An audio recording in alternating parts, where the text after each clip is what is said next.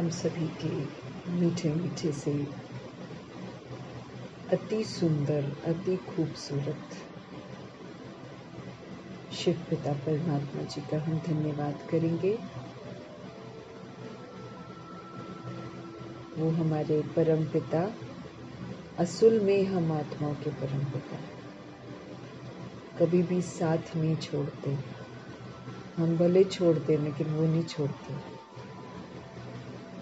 ऐसे वफादार खुदा दोस्त,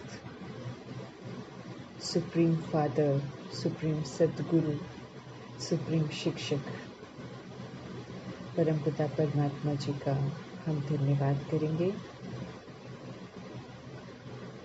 हम आत्माओं को रोज पढ़ाते हैं, रोज भिन्न भिन्न रूप से शिक्षित करते हैं, ज्ञान को रमणीक बना देते हैं, बहुत इंटरेस्टिंग बनाते हैं। हम आत्माओं के दिलों को आराम देते हैं। ऐसे दिलाराम परमपिता परमात्मा जी का बहुत बहुत धन्यवाद करेंगे। फिर से हम आत्माओं को एक नई संगम युग की सब सुबह मिली है, जिसमें फिर से वो हम आत्माओं को मुरली के द्वारा शिक्षित करेंगे। फिर से हम आत्माओं को जागृत करेंगे, सशक्त बनाएंगे। ऐसे कभी न एब्सेंट होने वाले सुप्रीम शिक्षक का धन्यवाद करेंगे और उनको हाजिर नाजिर करेंगे। उनकी मौजूदगी में हम उनके महावाक्य उन्हीं से समझेंगे। साथ में ब्रह्मा जी को भी हाजिर करेंगे। ब्रह्मा माँ के माध्यम से प्रभु जी उनको पढ़ाते हैं, हर बात समझाते हैं, क्योंकि उनको माध्यम चाहिए। तो दोनों शक्तियों को हाजिर नाजिर करते हुए हम सब उनके महावाक्यों को गॉडली स्टूडेंट बनकर अलर्ट रहकर एक एक शिक्षा को ग्रहण करेंगे। हर शिक्षा जो है हम आत्माओं के लिए है, इंडिविजुअल हम सभी के लिए है। इसलिए सारी की सारी मुरली अपने लिए समझते हुए पढ़ेंगे। यही समझेंगे कि जहाँ जहाँ मेरी खामियां हैं वहाँ वहाँ भगवान मेरा ध्यान खिंचवा रहे हैं, मुझे उन खामियों को भरना है। ये सोचकर मुझे मुरली समझनी है। ये नहीं कि दूसरा ऐसे कर रहा है, दूसरा ऐसे कर रहा है, वैसे नहीं करेंगे। हम अपने लिए मुरली को मीठे मीठे परमात्मा से समझेंगे और साथ में यूनिवर्स की सारी सोल्स को प्रभु के शक्तिशाली महावाक्य समर्पित करेंगे।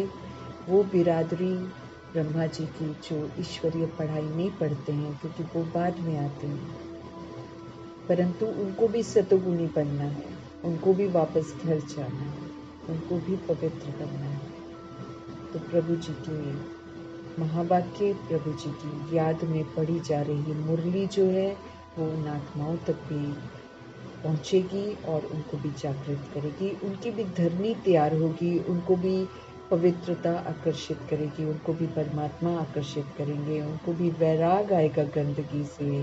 काम, क्रोध, लोभ, मोह, अहंकार, ईर्ष्या, द्वेष की बीमारियां जो उनको भी लग गई हैं हम लोग को देखकर, वो सारी बीमारियों से वो भी छूट जाएंगे। हम आत्माओं की भी रिस्पॉन्सिबिलिटी है, हमें स्व परिवर्तन करना है।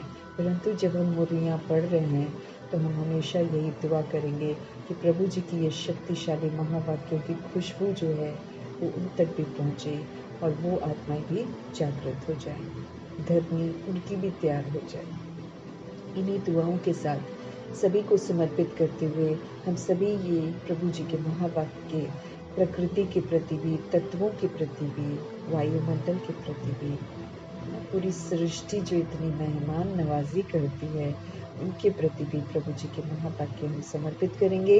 प्रभु जी के शक्तिशाली महावाक्यों की खुशबू सब जगह फैले, चारों तरफ बाबा की खुशबू फैले, चारों तरफ प्रभु का आकर्षण फैले, ताकि सोल्स जो है आकर्षित हों, सोल्स को इच्छा हो कि हम प्रभु को जानें। तो इस तरीके से चारों तरफ जो है बाबा की शक्तियाँ जब फैलेंगी तो हर चीज़ जो है उसका शुद्धिकरण होता जाएगा।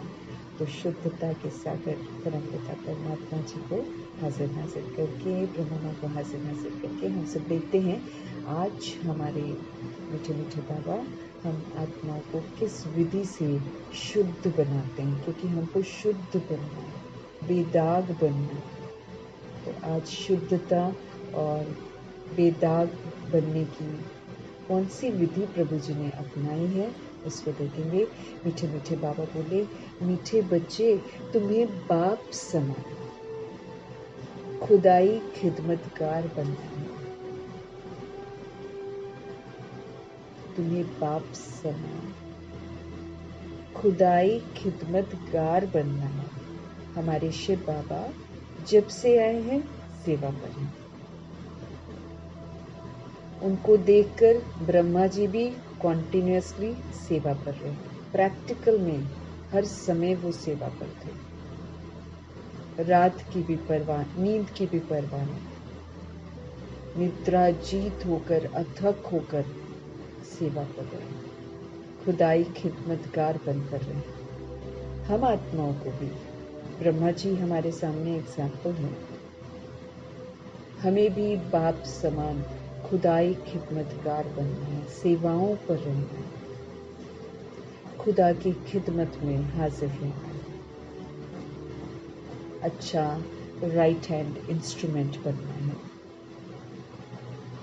संगम पर बाप आते हैं तुम बच्चों की खिदमत करने, रोज करते हैं सेवा, रोज। जब से ईश्वरीय पढ़ाई शुरू हुई है कभी भी एब्सेंट नहीं हुए। ब्रह्मा जी रथ बनते हैं, ब्रह्मा जी भी सदा हाजिर हैं। जब तकलीफ कभी हुई है, गले में नहीं बोल पा रहे हैं, तो लिख कर की है।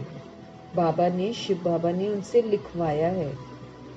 वो लिखी हुई मुरली को फिर मम्मा ने पढ़कर सबको सुनाया है। एब्सेंट कभी नहीं हुए शिव बाबा,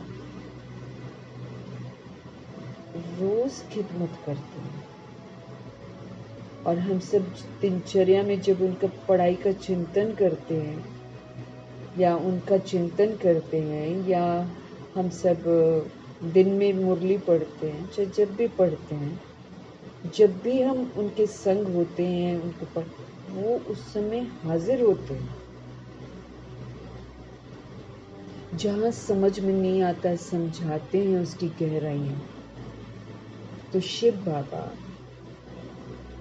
जब से ड्रामा में प्रवेश हुए तब से सेवा पर हैं।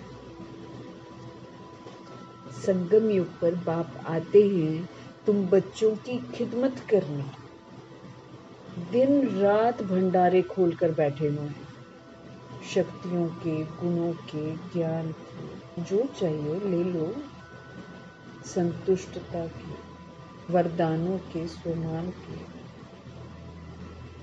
जो चाहिए ले लो, एनी टाइम ले लो। रात को उठ के ले लो, अमृत वेले ले लो, दिन में ले लो, सुबह ले लो, किसी समय ले लो, हाजिर है बाबा।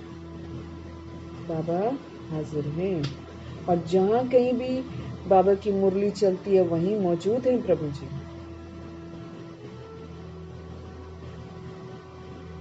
मीठे मीठे बाबा बोले, मीठे बच्चे तुम्हें बाप समान खुदाई खिदमतगार बनना है। तो जैसे हमारे मीठे मीठे बाबा सेवा करते हैं, उनको देखकर ब्रह्मा जी करते हैं, उनको देखकर हमको करते हैं। हम आत्माओं की खिदमत करते हैं। कितने हम्बल हैं हमारे शिव बाबा, अपने को सर्वेंट भी बोल देते हैं। तो हमारा फर्ज बनता है कि हम जागे। ऊंची ते ऊंची हस्ती कहते मैं तुम्हारा ओबीडियंट सर्वेंट हूं। तो हमें भी तो निद्रा जीत बनना है कि हम सोते रहेंगे। हमको भी खुदाई खिदमतगार बनना। जो जो बाबा कहते जा रहे हैं वो अपने पर पूरा अटेंशन देकर करते जाना है। हमारा अपने ऊपर अटेंशन बाबा कहते सेवा करेगा, हमारा स्व परिवर्तन सेवा करेगा। जैसे मम्मा बाबा ने किया, अपने ऊपर अटेंशन था ना उनका पूरा का पूरा। फिर दादियों ने अपने ऊपर पूरा अटेंशन रखा, उन्होंने भी यही बताया कि 100% अपने पर अटेंशन रखना मतलब सेवा कर रहना। जैसे उन्होंने पुरुषार्थ किया, उन्होंने हम आत्माओं के साथ शेयर भी किया। जब आत्माओं ने पूछा तब उन्होंने बताया।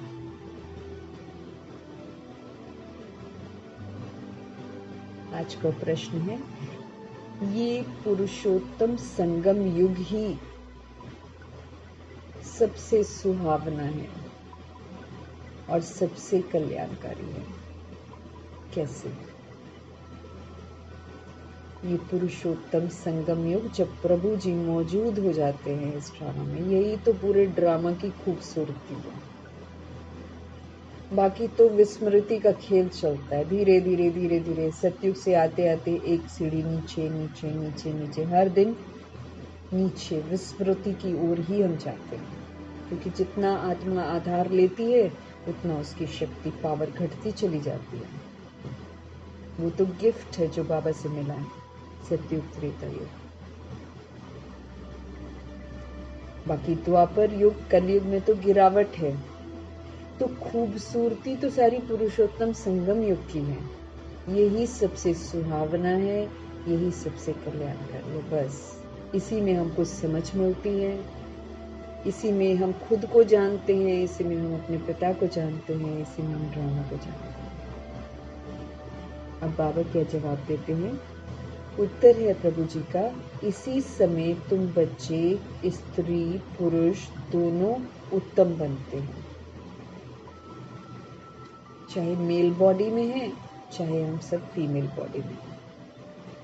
हम इस समय आत्मा जो विराजमान है शरीर में, वो उत्तम बनती है। ये संगम युग है ही कलयुग अंत और सतयुग आदि के बीच का समय। कलयुग जाने वाला है और सतयुग आने वाला है। तो कलयुग के 1250 वर्ष में अंतिम 100 वर्ष संगम युग के होते हैं। जो इसमें आ जाता है उसके लिए संगम युग है, जो इसमें नहीं आता है उनके लिए कलयुग है। ये संगम युग है ही कलयुग अंत और सतयुग आदि के बीच का समय। इस समय ही बाप तुम बच्चों के लिए ईश्वरीय यूनिवर्सिटी खोलते हैं, जहां तुम मनुष्य से देवता बनते हो। ऐसी यूनिवर्सिटी सारे कल्प में कभी नहीं होगी। बाबा हम आत्माओं के लिए ईश्वरीय यूनिवर्सिटी खोलते हैं। अब आत्माएं 800 करोड़ हों या उससे ज्यादा हों, आत्माएं साकार बॉडी में हो चाहे आकारी बॉडी में हो, सब के सब प्रभु जी के बच्चे। इसलिए जब शिव बाबा ईश्वरीय यूनिवर्सिटी खोलते हैं तो सभी को निमंत्रण है। जितनी भी आत्माएं शरीरों में मौजूद हैं, चाहे आकारी शरीरों में भटक रही हैं, सभी रूहों को ईश्वरीय यूनिवर्सिटी में आने की इजाजत है।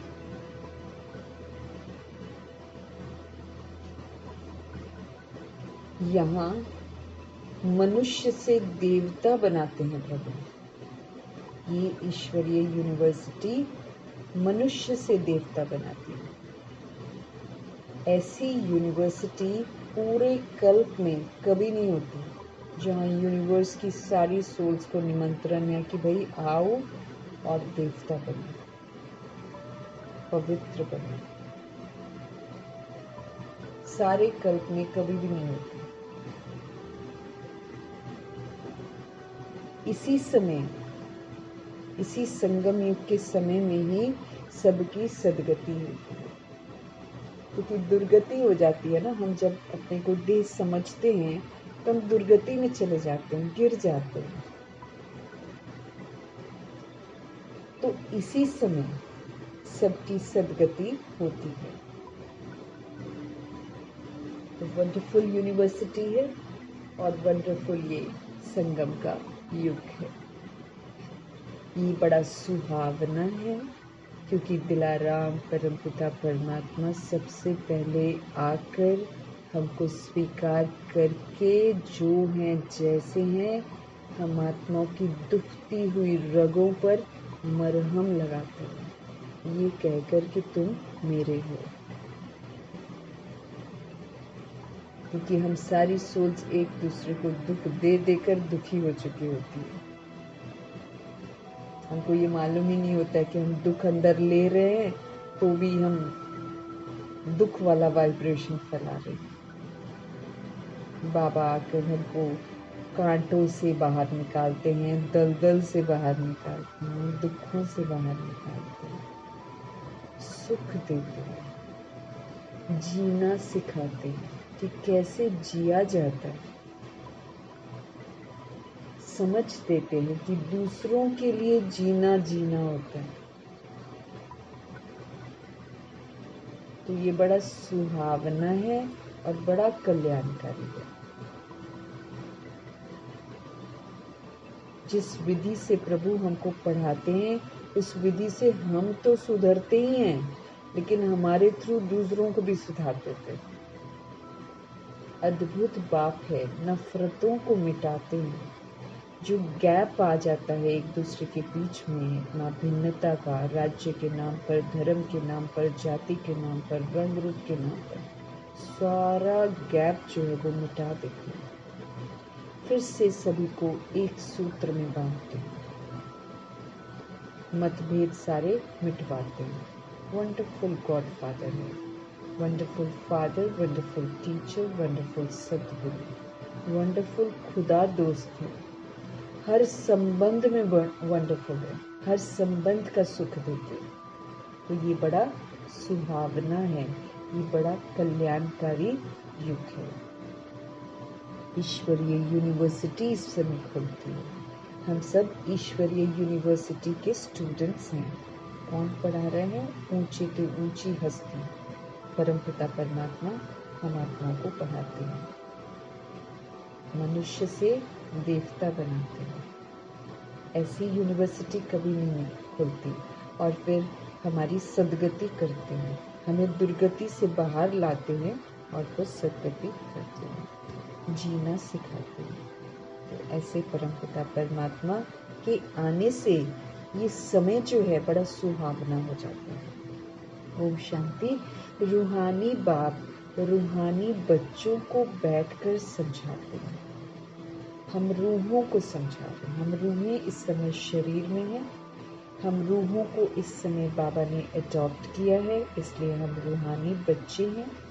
और फिर सुप्रीम रूह जो है वो हम आत्माओं को बैठकर हर बात समझाते हैं। यहाँ बैठे बैठे एक तो तुम बाप को याद करते हो क्योंकि वो पतित पावन है। अब वही पतित पावन है, वही पवित्रता का सागर है, वही सुख का सागर है, वही शांति का है, वही प्रेम आनंद शक्तियों का ज्ञान का सागर है, वही दुख हरता वही सुख करता है। तो जब वो इतने सारे गुणों का सिंधु है तो उनको ही याद करना है ना, तभी तो हम वैसे बनेंगे। अब सारी दुनिया पतित हो रखी है, सारी दुनिया दुख लेती है, दुख देती है। सारी दुनिया का इस समय बैटरी जो है वो पूरी डिस्चार्ज है। उनका संग करते हैं तो डिस्चार्ज हो जाते हैं। अब हमको बनना है, पूरा चार्ज भी होना है, हमको पूरा प्योर भी होना है, सारे दागों को मिटाना भी है, फिर जो पाप कर रखे हैं उनको विनाश भी करना है, नया और हमको नहीं करना है। माना कुल मिलाकर सिवाय प्रभु के और किसी के साथ हमको बुद्धि से रहना ही नहीं है।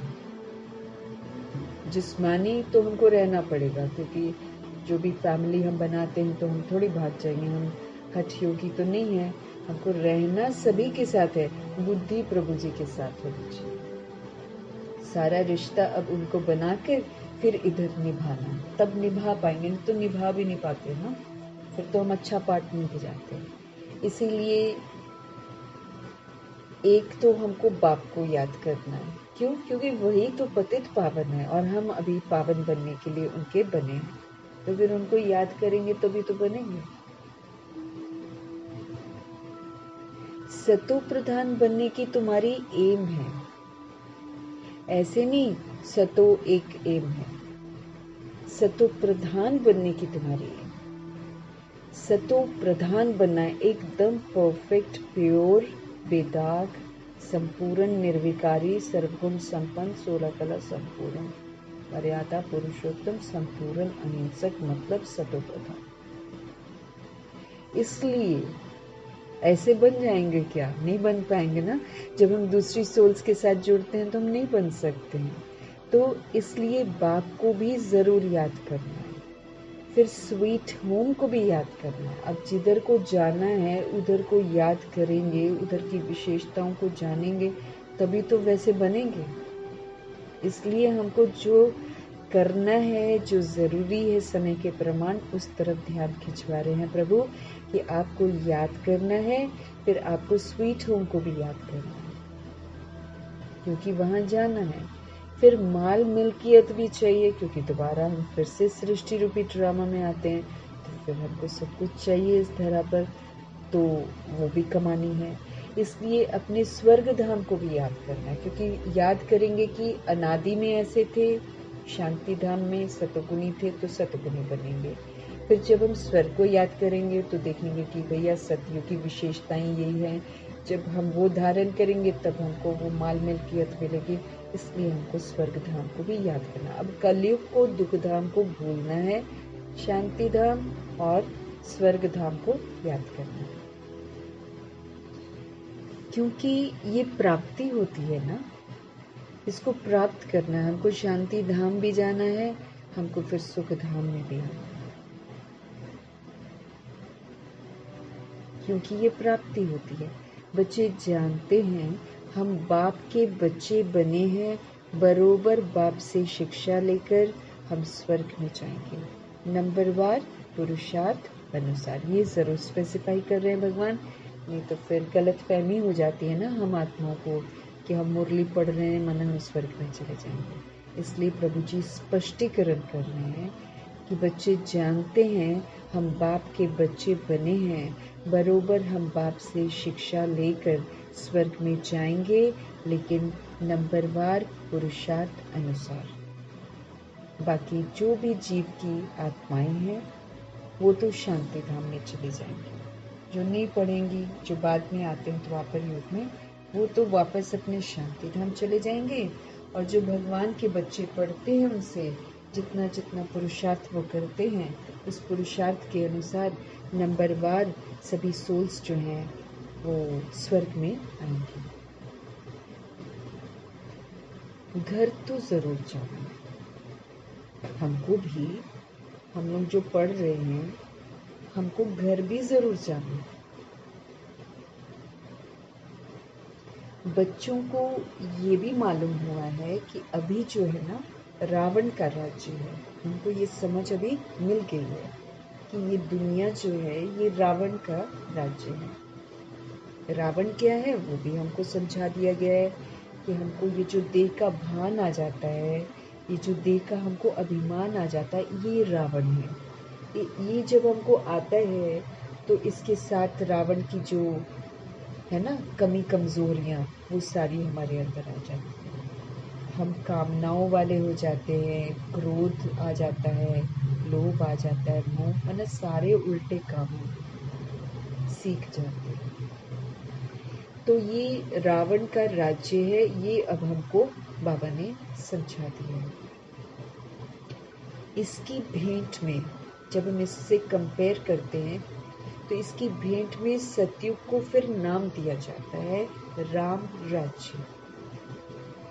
वो निराकार राम के द्वारा स्थापन हुआ है, लेकिन उसको गलत फहमी में लोग समझ बैठते कि रामचंद्र का राम राज्य है, इसलिए उसका मंदिर भी बनाते हैं तो सोचते हमने राम राज्य स्थापन कर दिया। मिट्टी की मूर्तियां लगाकर कह दिया हमने राम राज्य स्थापन कर दिया। बाबा आकर समझाते कि राम राज्य होता क्या है।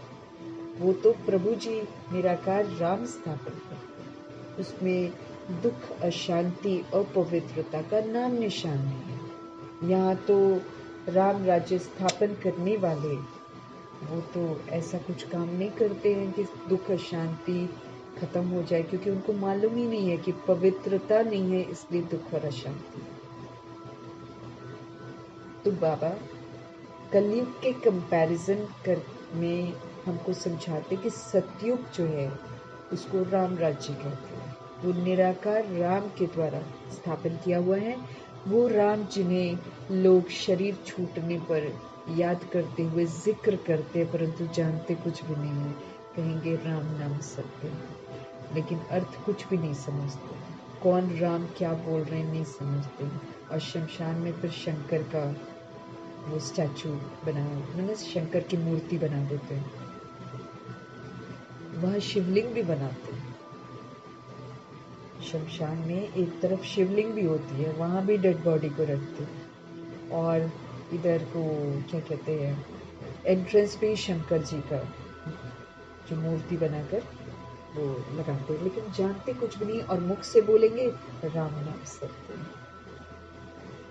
अब बाबा आकर हमको बताते हैं कि निराकार राम उनको बोलते हैं। दो कला कम हो जाती है,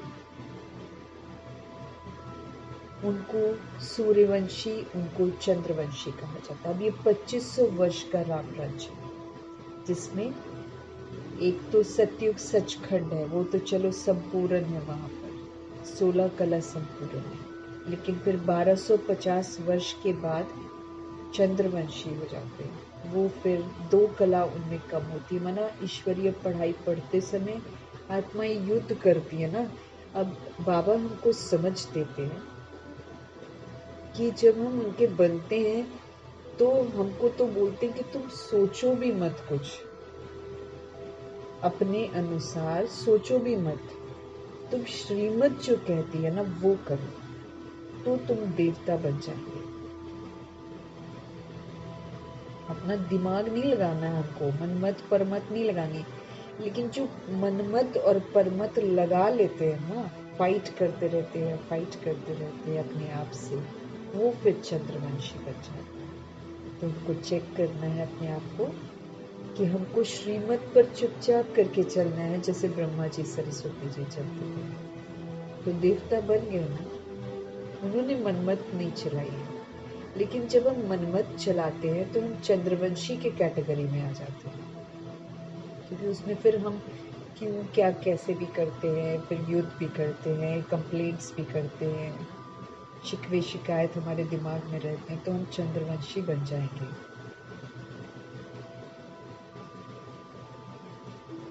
जैसे क्रिश्चियन की डिनेस्टी एक ही चलती है, वैसे ये भी है एक ही डिनेस्टी, परंतु उसमें सूर्यवंशी और चंद्रवंशी। 2500 वर्ष चलती है डिनेस्टी, लेकिन सूर्यवंशी और चंद्रवंशी होती है। पढ़ाई के अनुसार सब डिवाइड हो जाते हैं ना।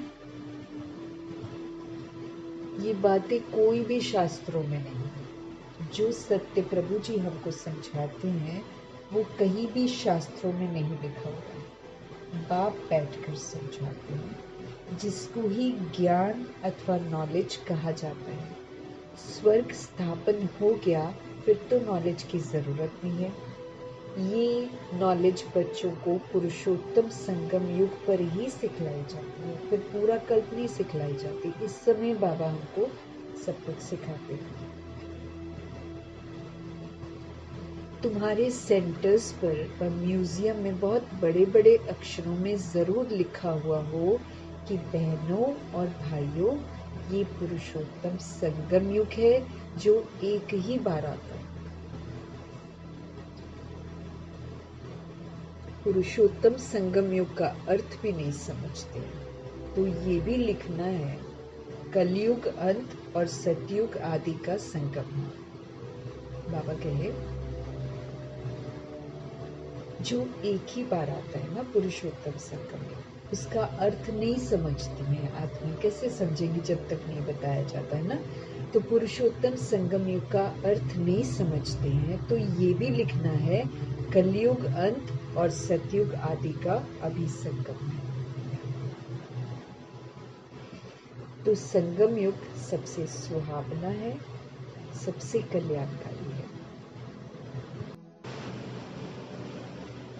संगम युग का अर्थ भी समझाया बाबा ने। तो ये बड़ा सुहावना है, बड़ा कल्याणकारी हो जाता है। बाप भी कहते हैं मैं पुरुषोत्तम संगम युग पर ही आता हूँ। तो संगम युग का अर्थ भी समझाया है। वैश्यालय का अंत, शिवालय का आदि, इसको ऐसे भी बोल सकते हैं। कलयुग का अंत, वैश्यालय का अंत, शिवालय का आदि। ये वैश्यालय बन जाता है। सिर्फ वही वैश्या नहीं है जो बन जाती है ना, वो तो फिर दुर्भाग्यवश बन जाती है सोल वैसा।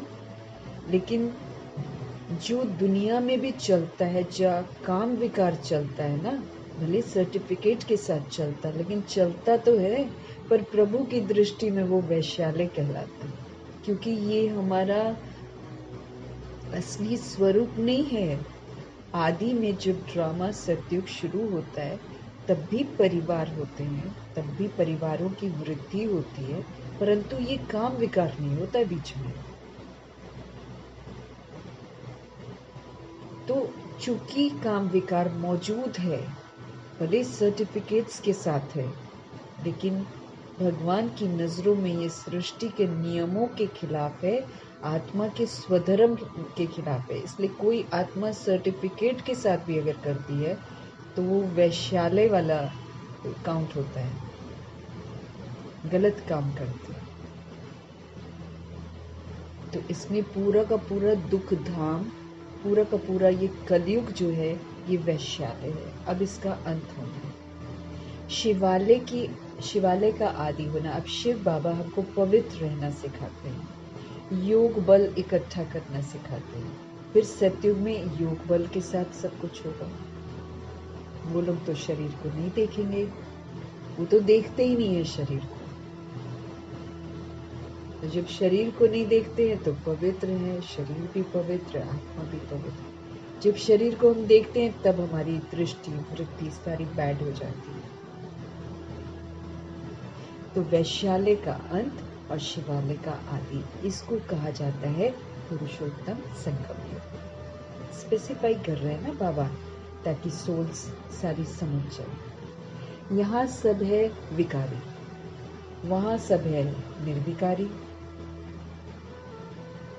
गृहस्थ, यहाँ पर पहले गृहस्थ आश्रम था, अब विकारी गृहस्थ है। इसमें धर्म नहीं है पवित्रता का, धर्म भ्रष्ट है, इसलिए कर्म भ्रष्ट है। काम क्रोध लोभ मोह अहंकार से चलता हुआ परिवार जो है वो धर्म भ्रष्ट है, इसलिए कर्म भी सारे भ्रष्ट होते हैं। तो जरूर उत्तम तो निर्विकारी को कहेंगे ना, जो निर्विकारी है उसको उत्तम कहेंगे ना। पुरुष और स्त्री दोनों उत्तम बनते हैं, इसलिए नाम ही है पुरुषोत्तम। इन बातों का बाप और तुम बच्चों के सिवाय किसी को पता ही नहीं है। हमको अभी पता चलता है बाबा से सब कुछ। किसी को पता ही नहीं है कि ये संगम युग है। भगवान आए हुए हैं, आत्माओं का श्रृंगार कर रहे हैं, किसी को नहीं मालूम है। वो तो वैश्यालय की रीति रस्मों को सही समझते हैं, उल्टा पवित्रता के अगेंस्ट है। मत बुद्धि खराब हो जाती है।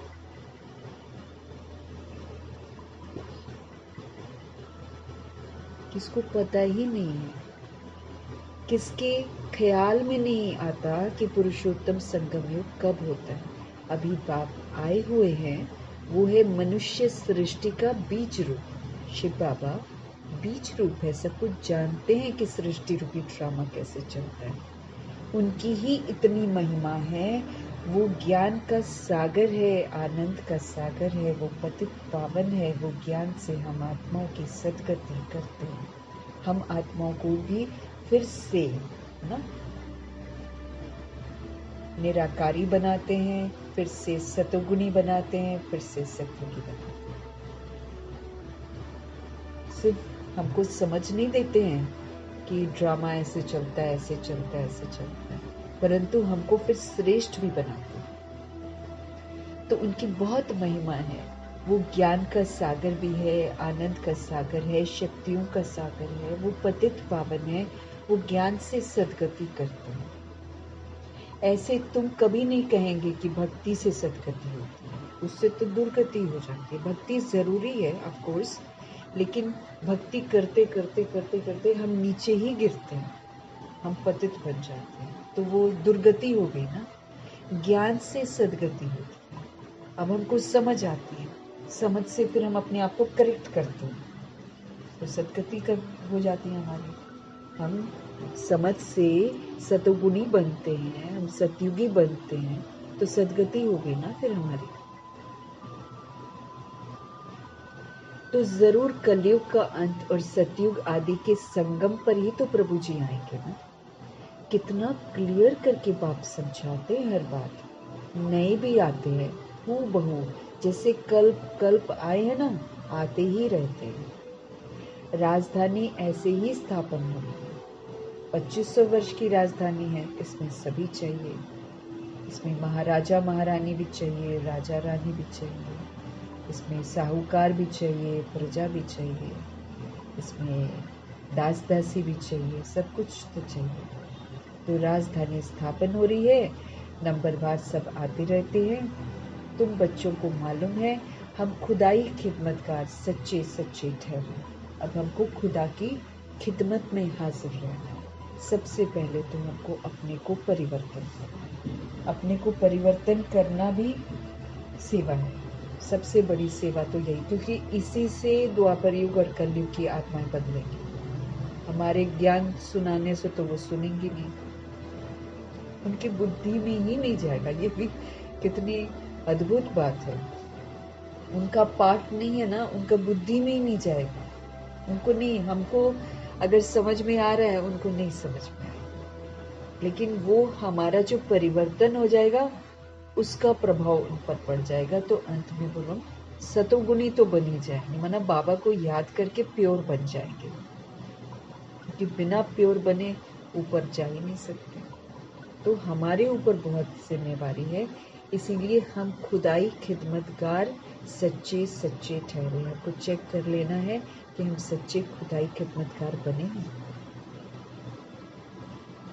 बाबा एक को थोड़ी पढ़ाएंगे, एक पढ़ते हैं, फिर इन द्वारा तुम पढ़कर औरों को पढ़ाते हो। इसलिए यहाँ ये बड़ी यूनिवर्सिटी खोलनी पड़ती है सारी दुनिया में। और कोई यूनिवर्सिटी कायदे से देखो तो है ही नहीं। भले बोल देते हैं वो लोग दिल्ली यूनिवर्सिटी या पंजाब यूनिवर्सिटी, यूनिवर्सिटी थोड़ी है, सारी दुनिया में बाबा कहते हैं।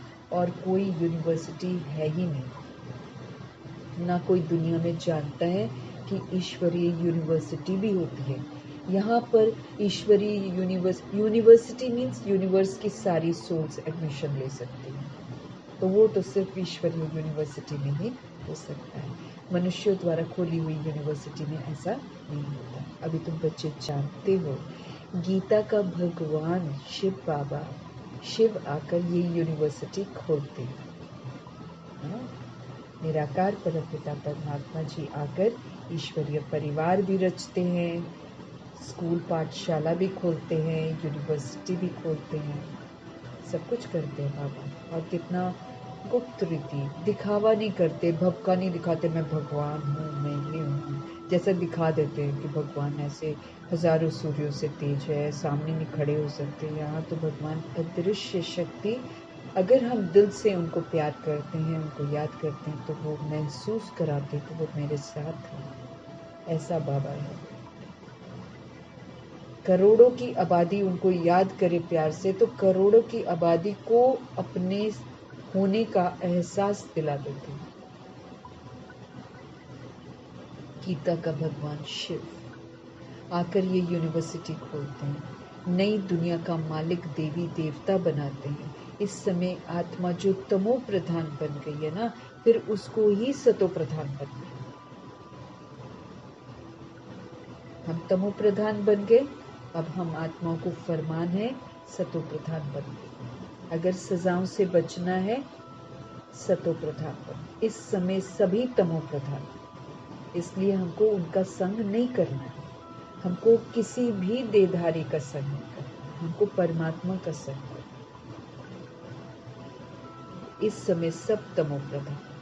भल कोई कुमार भी पवित्र रहते हैं, कुमारियां भी पवित्र रहती हैं, सन्यासी भी पवित्र रहते, परंतु आजकल वो पवित्रता नहीं है। जो पवित्रता भगवान की सिखाई हुई है वो नहीं है। भले दुनिया में सन्यासी हैं, दुनिया में कुमार कुमारियां हैं, पवित्र दृष्टि वृत्ति थोड़ी है। ये तो मोबाइल ने तो सबको गंदा कर रखा है। खुलेआम सब कुछ देखते हैं। पहले तो टिकट खरीद के हॉल में जाना पड़ता था, 100 बार सोचना भी पड़ता था, कहीं कोई देख ना ले। छिपकर ही कोई देखते होंगे अगर कुमार कुमारी जाते हैं तो सोचना पड़ता था, परमिशन लेनी पड़ती थी, ये मूवी देखने जा सकते हैं कि नहीं जा सकते। लेकिन अब तो नहीं ना, अब तो सब कुछ देखते हैं। इसलिए कोई भी भले कुमार है पवित्र रहते हैं, कुमारियां पवित्र रहती हैं, सन्यासी पवित्र रहते, परंतु आजकल वो वाली पवित्रता नहीं है जिसके जिक्र बाबा करते हैं और जो पवित्रता प्रभु जी सिखाते हैं। पहले पहले जब आत्माएं आती हैं वो पवित्र रहती हैं, फिर अपवित्र बन जाती हैं, क्योंकि तुम जानते हो सतो प्रधान, सतो रजो तमो से सबको पास होना ही होता है। सभी सोल्स जो आती हैं बॉडी लेती हैं, फिर चेंज करती हैं, फिर दूसरा बॉडी लेती हैं, फिर विकार से पैदा होना शुरू होती हैं। उसके कारण उसकी सारी शक्तियां ही घट जाती हैं आत्मा की। इसलिए वो सतो प्रधान, फिर सतो, फिर रजो, फिर तमो, धीरे धीरे बैड बनती है। अब कलयुग के अंत में सब बिल्कुल खराब हो जाते हैं, तमो बन जाते हैं, तमो प्रधान बन जाते हैं। ये तो सारे लोग स्टेजेस, मैंने सभी स्टेजेस से बात। अब जैसे ज्ञान है, खूबसूरत ज्ञान है बाबा का, लेकिन जो समझ की विधि है अब तमो और तमो प्रधान हो गया। अब बाबा जो असल में कहते हैं करने के लिए उस तरफ ध्यान नहीं है, लेकिन जहां बाबा कहेंगे नाचो गाओ खाओ पियो, उसको फिर स्थूल अपना लेते कि बाबा तो ये बोलते चलो जी नाचो गाओ। गहराइयां नहीं समझते हैं ना बाबा की। तो जो सतो प्रधान पुरुषार्थ है ब्रह्मा जी का, सरस्वती जी का, उनके पुरुषार्थ को हमको फॉलो करना है। कई लोग बोलते हैं वो लोग भी तो ऐसे कर रहे हैं, वो लोग भी तो ऐसे कर रहे हैं, ब्राह्मण, लेकिन बाबा ने स्पेसिफाई कर दिया कि सब ब्राह्मण नहीं होते हैं, क्षत्रिय भी होते हैं। तो अगर हमको अच्छा वाला पुरुषार्थ करना है, अगर हमको सतो प्रधान करना है, तो ब्रह्मा जी और सरस्वती जी के पुरुषार्थ को देखना है। उनका सतो प्रधान पुरुषार्थ, वो जो जो जैसे जैसे किया वैसे वैसे अगर हम करेंगे तो हम सतो प्रधान वाले ग्रुप में आ सकते हैं। अंत में सब तमो प्रधान बन जाते हैं। अभी बाबा सम्मुख बैठकर हर बात समझाते हैं। ये जो सृष्टि रूपी झाड़ है ये इस समय तमो प्रधान बन गया है। इस समय जर्जरी भूत अवस्था को पाया हुआ है, ये पुराना हो गया है, इसलिए इसका विनाश होना चाहिए। क्योंकि आत्माओं की समझ खत्म हो गई है, सब पत्थर बुद्धि बन गए हैं, अपने आप को देह समझकर देह के पीछे पड़े हुए हैं। लीपा पोती सर्जरी सब कुछ करवाते हैं ताकि हम अच्छे लगें, ताकि दूसरे उनको देखें। तो बुद्धि जो है ना इस समय तमो प्रधान चिड़चिड़ी भूत अवस्था को पाई है। आत्मा है ये सब लोग भूल गए, तो पुराना हो गया है ये सृष्टि रूपी झाड़, तो इसका विनाश जरूर चाहिए। बाबा कहते हैं ये है वैरायटी धर्मों का झाड़, इसलिए कहते हैं विराट लीला, इसका विनाश होना चाहिए। बाबा कहते हैं ये वैरायटी धर्मों का झाड़ बन गया। पहले आदि सनातन देवी देवता धर्म, फिर उसके बाद जब वो धर्म से विस्मृत होती हैं सोल्स, फिर शुरू हो जाते हैं क्रिश्चियनिटी आ गया, बुद्धिज्म आ गया, इस्लामिज्म आ गया, फिर ऐसे करते करते सिखिज्म आ गया। अब तरह तरह के धर्म जो है मठ पंथ वो निकल आए हैं। तो वैरायटी धर्मों का झाड़ बन गया है। जितनी भिन्नता उतना नफरत, उतना डिवीजन, उतना सब कुछ गिरावट ही गिरावट आती जा रही है। तो ये विराट लीला चल रही है, कितना बड़ा ये बेहद का झाड़ हो गया। वो तो जड़ झाड़ होते हैं, जो पेड़ वगैरह होते हैं वो तो जड़ है बाबा कहते हैं, जो बीज डालो वही वाला झाड़ निकलता। ये फिर है वैरायटी धर्मों का वैरायटी चित्र। है सभी मनुष्य, परंतु उनमें वैरायटी बहुत आ गई, इसलिए इसको विराट लीला कहा जाता है। सब धर्म कैसे नंबरवार आते हैं ये अब हम जानते हैं, अभी हम जानते हैं सब चीजों को। सभी को वापस घर जाना है और फिर से इस सृष्टि रूपी ड्रामा में हमको ये जाना और आना बुद्धि में रखेंगे तो हम अपने आप को तैयार कर सकेंगे कि वापस घर जाना। सब धर्म कैसे नंबरवार आते हैं ये भी तुम जानते हो। सबको जाना है और फिर से आना है। ये ड्रामा बना हुआ है, हमने बना लिया है। हम अविनाशी आत्माएं हैं, हमने रिकॉर्डिंग कर ली, अब ये मिटती ही नहीं है। इसलिए बाबा अभी बोलते हैं भाई सोच समझ कर रिकॉर्ड करो। हालांकि करते हम वही हैं जो हमने पहले किया होएगा, लेकिन हमें ये थोड़ी मालूम है कि हमने क्या किया है। इसलिए अच्छा करने की समझ हमको बार बार देती है। तो सबको जाना है फिर आना है, ये ड्रामा बना हुआ है भी कुदरती ड्रामा। कुदरत ये है जो इतनी छोटी सी आत्मा अथवा परम आत्मा में कितना पाठ भरा हुआ है। अति छोटी, अति सूक्ष्म, जो दिखाई भी नहीं देती है, कब शरीर में जाती है तो कब शरीर से निकल जाती है, जाने के बाद पता चलता है, दिखाई नहीं देती है, सारा पाठ बजाती है। वो कितनी सूक्ष्म है, उसमें ही मन है, उसमें ही बुद्धि है, उसमें दिल है, उसमें चित्त है, उसमें संस्कार है। अद्भुत कुदरत है ये, बाबा कहते हैं। प्रभु जी भी ज्ञान के सागर हैं, सुखों के सागर हैं। 8,000 करोड़ की आबादी भी अगर उनसे कुछ लेना चाहे ले सकती है। अखुट है प्रभु, और हैं कैसे? अति सूक्ष्म। वो भी अति सूक्ष्म, हम भी अति सूक्ष्म, है ना। भगवान ये ना, जितना हम सूक्ष्म होते, क्यों हमको बोल रहे हैं सूक्ष्म होते जाओ? क्योंकि जितना हम सूक्ष्म होंगे ना उतना हम सशक्त होंगे। जितना हम बॉडी के विस्तार में आएंगे उतना हम कमजोर होते जाते हैं। जितना धीरे धीरे स्मृति में आएंगे, आत्मा हूँ, ज्योति बिंदु हूँ, फरिश्ता हूँ, साकार से आकार की तरफ जाएंगे शक्तिशाली, आकार से बिंदु की तरफ जाएंगे और भी शक्तिशाली। ऊपर अवस्था हो जाती है ना, फिर हमारी ऊंची अवस्था हो जाती है, धरनी से हम ऊपर उठ जाते हैं।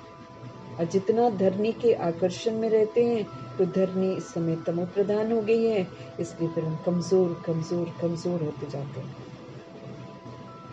तो सूक्ष्म में शक्ति है, बिंदी में शक्ति है, विस्तार में आते उसकी शक्तियां सारी धीरे धीरे धीरे धीरे खत्म हो जाती है।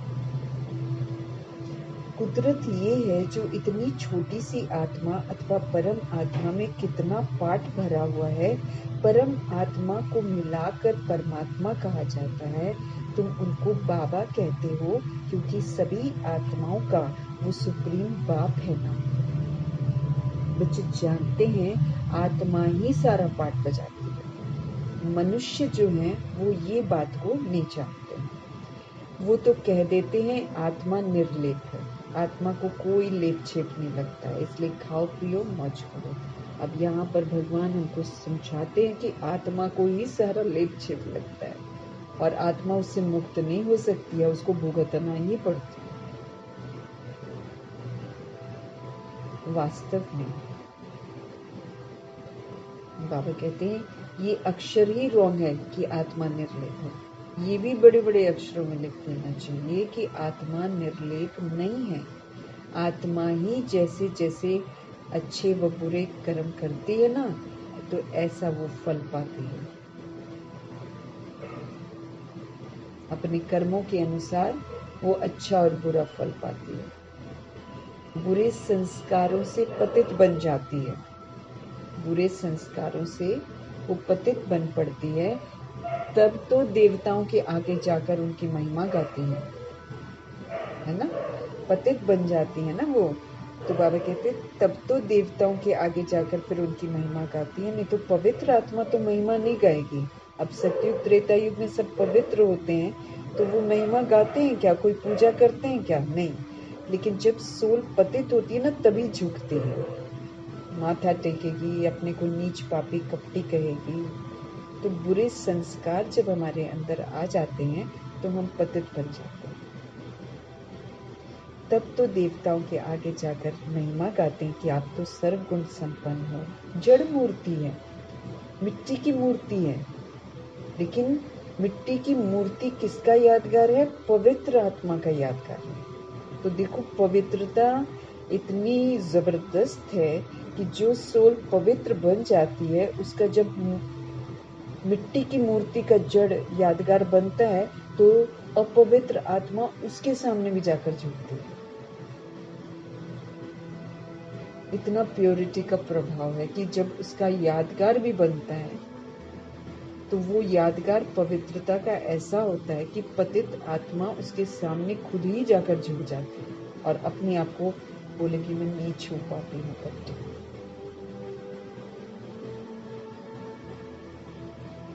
अभी तुमको 84 जन्मों का पता पड़ गया है और कोई भी मनुष्य इन बातों को नहीं जानते हैं। तुम उनको 84 जन्म सिद्ध करके बतलाते हो तो कहते क्या शास्त्र सब झूठे हैं? जब कभी किसी को बताते होंगे ना जो शास्त्रों पर विश्वास करते हैं तो वो बोलते हैं क्या शास्त्र सब झूठे हैं?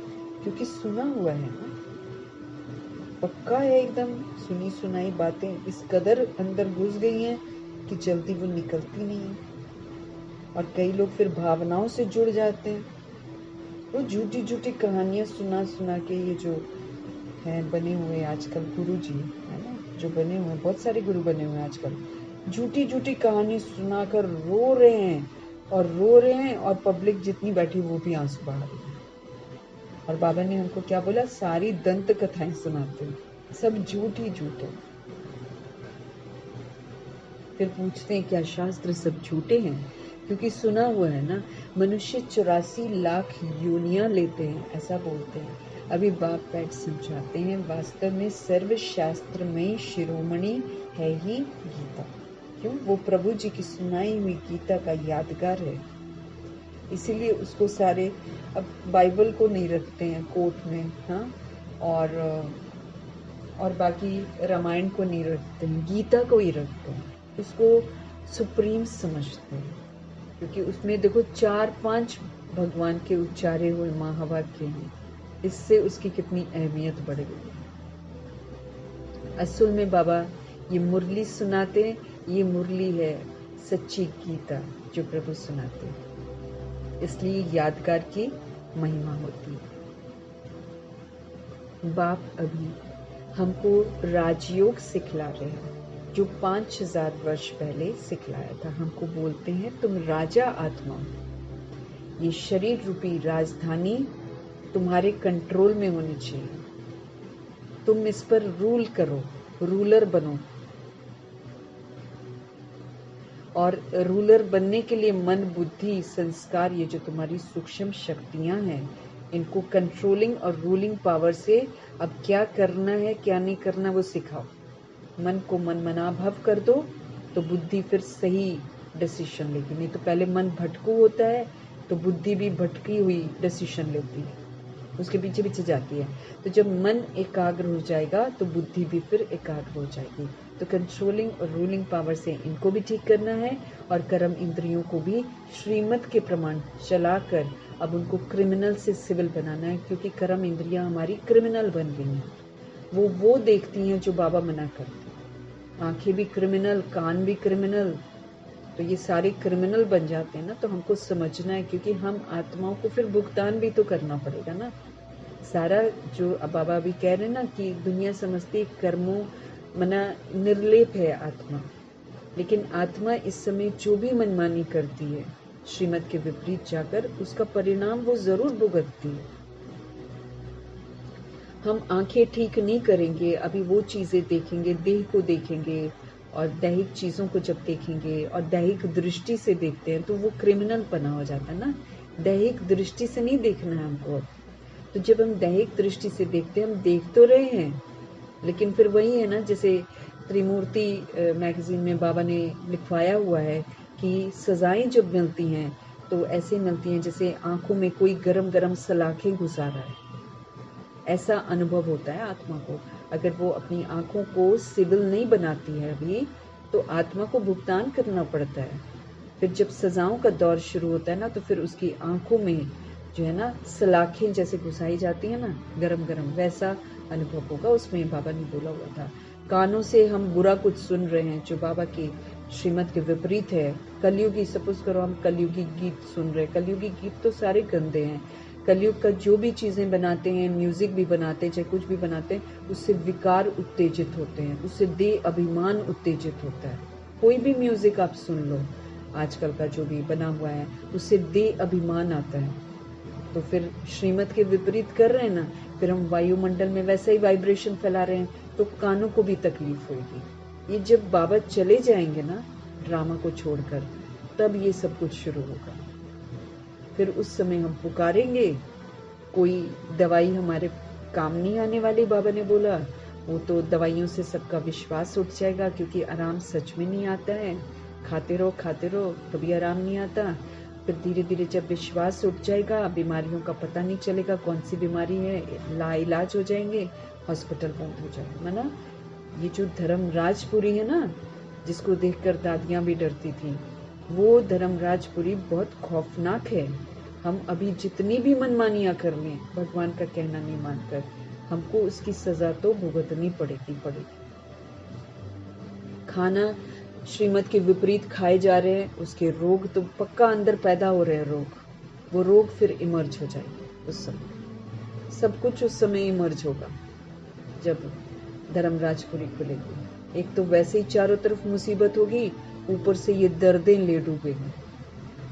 तो ये ऐसा त्रिमूर्ति मैगजीन में बाबा ने लिखवाया हुआ है कि गरम गरम सलाखें, अगर यहाँ तो कान आंख में एक छोटा सा कुछ घुस जाए, या आंखों का बाल ही अंदर घुस जाता है, तो कितनी तबाही मचा देता। मच्छर घुस जाता है, तबाही मचा देता है। तो वो उस समय जो दर्द होगा ना, वो ऐसा अनुभव होगा जैसे कोई सलाखें डाल रहा है।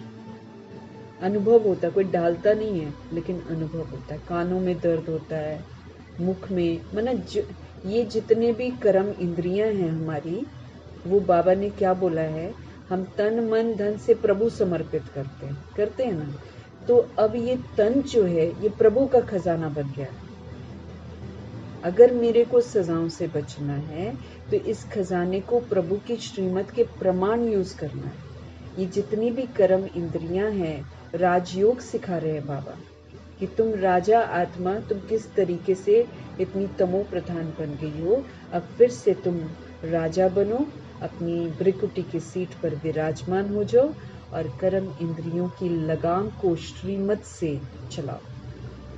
जो श्रीमत कहती है कि ये देखना है तो देखना है, ये नहीं देखना है तो नहीं देखना है, ये सुनना है तो सुनना है, ये नहीं सुनना है तो नहीं सुनना है, ये खाना है तो खाना है, ये नहीं खाना है तो नहीं खाना है, ये नहीं बोलना है तो नहीं बोलना है, ये बोलना है तो बस।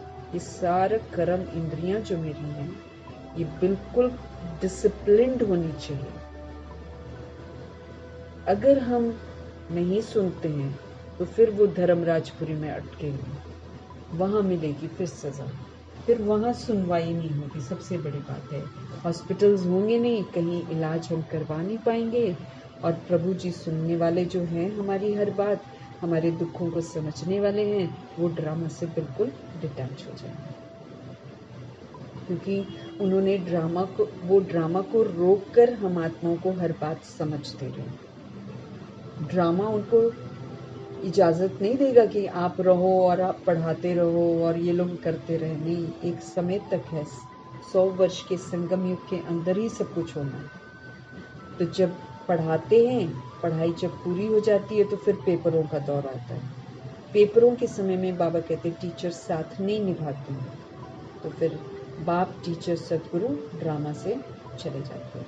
फिर ये ड्रामा पनिश करता है। ड्रामा फिर हमारी एक भी गलती को माफ नहीं करता, उसकी नजर है हम पर। एक भी गलती माफ नहीं करेगा। बाबा तो माफ कर देते हैं ना। देखो हमको कितना बार बार बोलते हैं, अच्छा चलो कल तक जो तुमने किया ना ठीक है, ओके हो गया, अब नहीं करना, अब नहीं करना। हर बार अव्यक्त मुरली में जब जब बाबा हमको होमवर्क देते हैं, हम पर रहम करते हैं और हमको फिर से कहते हैं, अच्छा चलो बच्चे अब से मत करना, बच्चे अब से मत करना। लेकिन ड्रामा देख रहा है सब कुछ, वो नहीं माफ करता, वो पनिशमेंट जरूर देता है। तो भगवान राजयोग सिखला रहे। राजयोग का अर्थ समझना है। राजा आत्मा ब्रिकुटी की सीट पर बैठकर योग प्रभु से लगे, क्योंकि पावर चाहिए। बाबा हमको पावर देते हैं, बल देते हैं, तो योग का बल चाहिए। उनके साथ कनेक्टेड रहें और फिर अपने कर्म इंद्रियों से वो कार्य कराएं जो प्रभु कहते हैं। इसको बोलते हैं राजयोगी। तो बाबा हमको राजयोग सिखला रहे हैं, जो 5000 वर्ष पहले सिखलाया था। तुम जानते हो हम पवित्र थे, पवित्र गृहस्थ धर्म था। शुरुआत सृष्टि रूपी ड्रामा की ऐसे ही हुई थी। हम सब पवित्र थे, पवित्र गृहस्थ धर्म था। अभी इनको धर्म नहीं कहेंगे, अब वाला धर्म थोड़ी है गृहस्थ वाला, अब तो अधर्मी बन पड़े। शादी करते हैं, फिर बच्चे पैदा करते हैं, विकार से पैदा करके फिर उनका भी इंतजाम करते हैं कि उनको भी आगे चलकर विकारी बनाएंगे। अब उनको ये पता ही नहीं है कि हम विकारी बनेंगे, उनको ये पता है हम फर्ज निभाएंगे। वो तो अच्छे अच्छे वर्ड्स यूज करते हैं कि हम कन्यादान करते हैं। अब कन्या का घात करते हैं, वो भगवान आकर बताते हैं। तो अधर्मी बन जाते हैं। अभी का जो गृहस्थ है वो अधर्मी है, अधर्म करते हैं। पवित्रता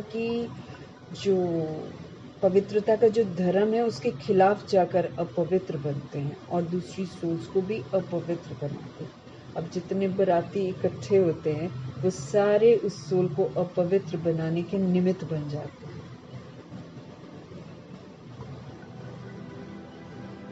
ये भी है।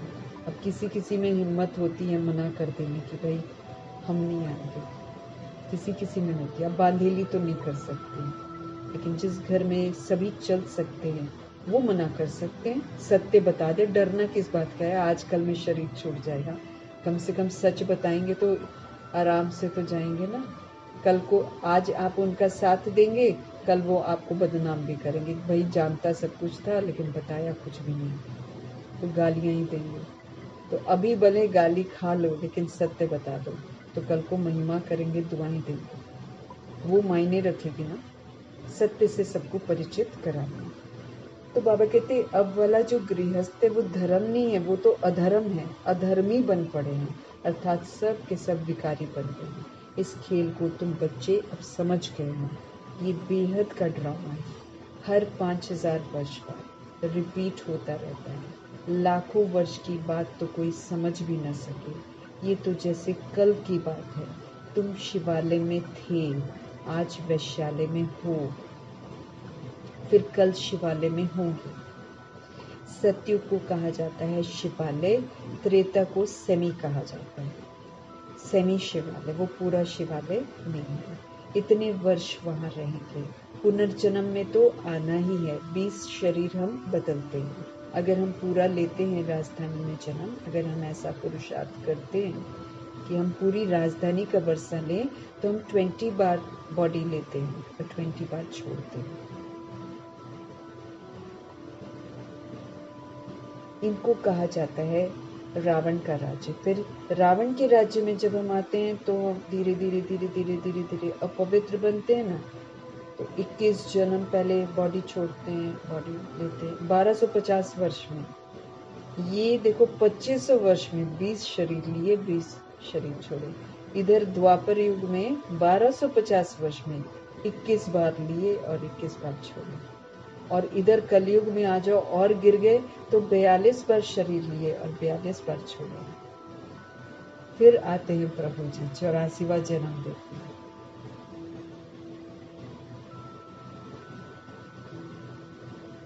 इनको कहा जाता है रावण राज्य। तुम आधा कल्प पतित बने, अब बाप कहते हैं गृहस्थ व्यवहार में रहो, लेकिन कमल फूल के समान अब पवित्र बनो। विकारी दुनिया है, विकारी वायुमंडल है, लेकिन विकार का प्रभाव हम पर ना पड़े। हम सच्चाई के साथ रहें,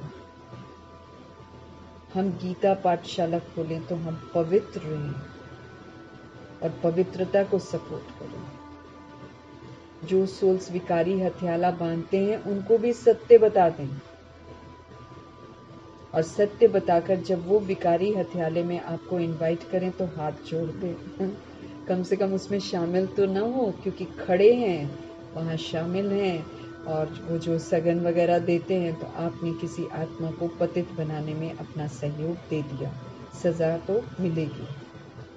समझ मिलने के बाद जब हम ये काम करते हैं तो सजा जरूर मिलती है। इस बात को ध्यान में रखना है। हमें संबंधियों, जो विकारी संबंधी हैं, उनका साथ थोड़ी देना है। हमारे में हिम्मत होनी चाहिए, तब गीता पाठशाला खोलनी चाहिए, नहीं तो खोलनी भी नहीं चाहिए।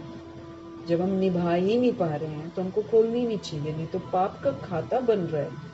क्योंकि जो भी सोल वहां पर आएगी वो पवित्र बनेगी ही नहीं कभी भी, क्योंकि हम खुद ही नहीं फॉलो कर रहे हैं। इसीलिए जब गीता पाठशाला खोला है तो नियमों पर चलना बहुत जरूरी है, ताकि दुनिया कल को आपका एग्जाम्पल तो दे कि भाई ये पवित्र परिवार है। यहाँ पर खुलेआम बोल सकते, डरने की कोई बात नहीं। ब्रह्मा जी कभी किसी से डरे ही नहीं थे।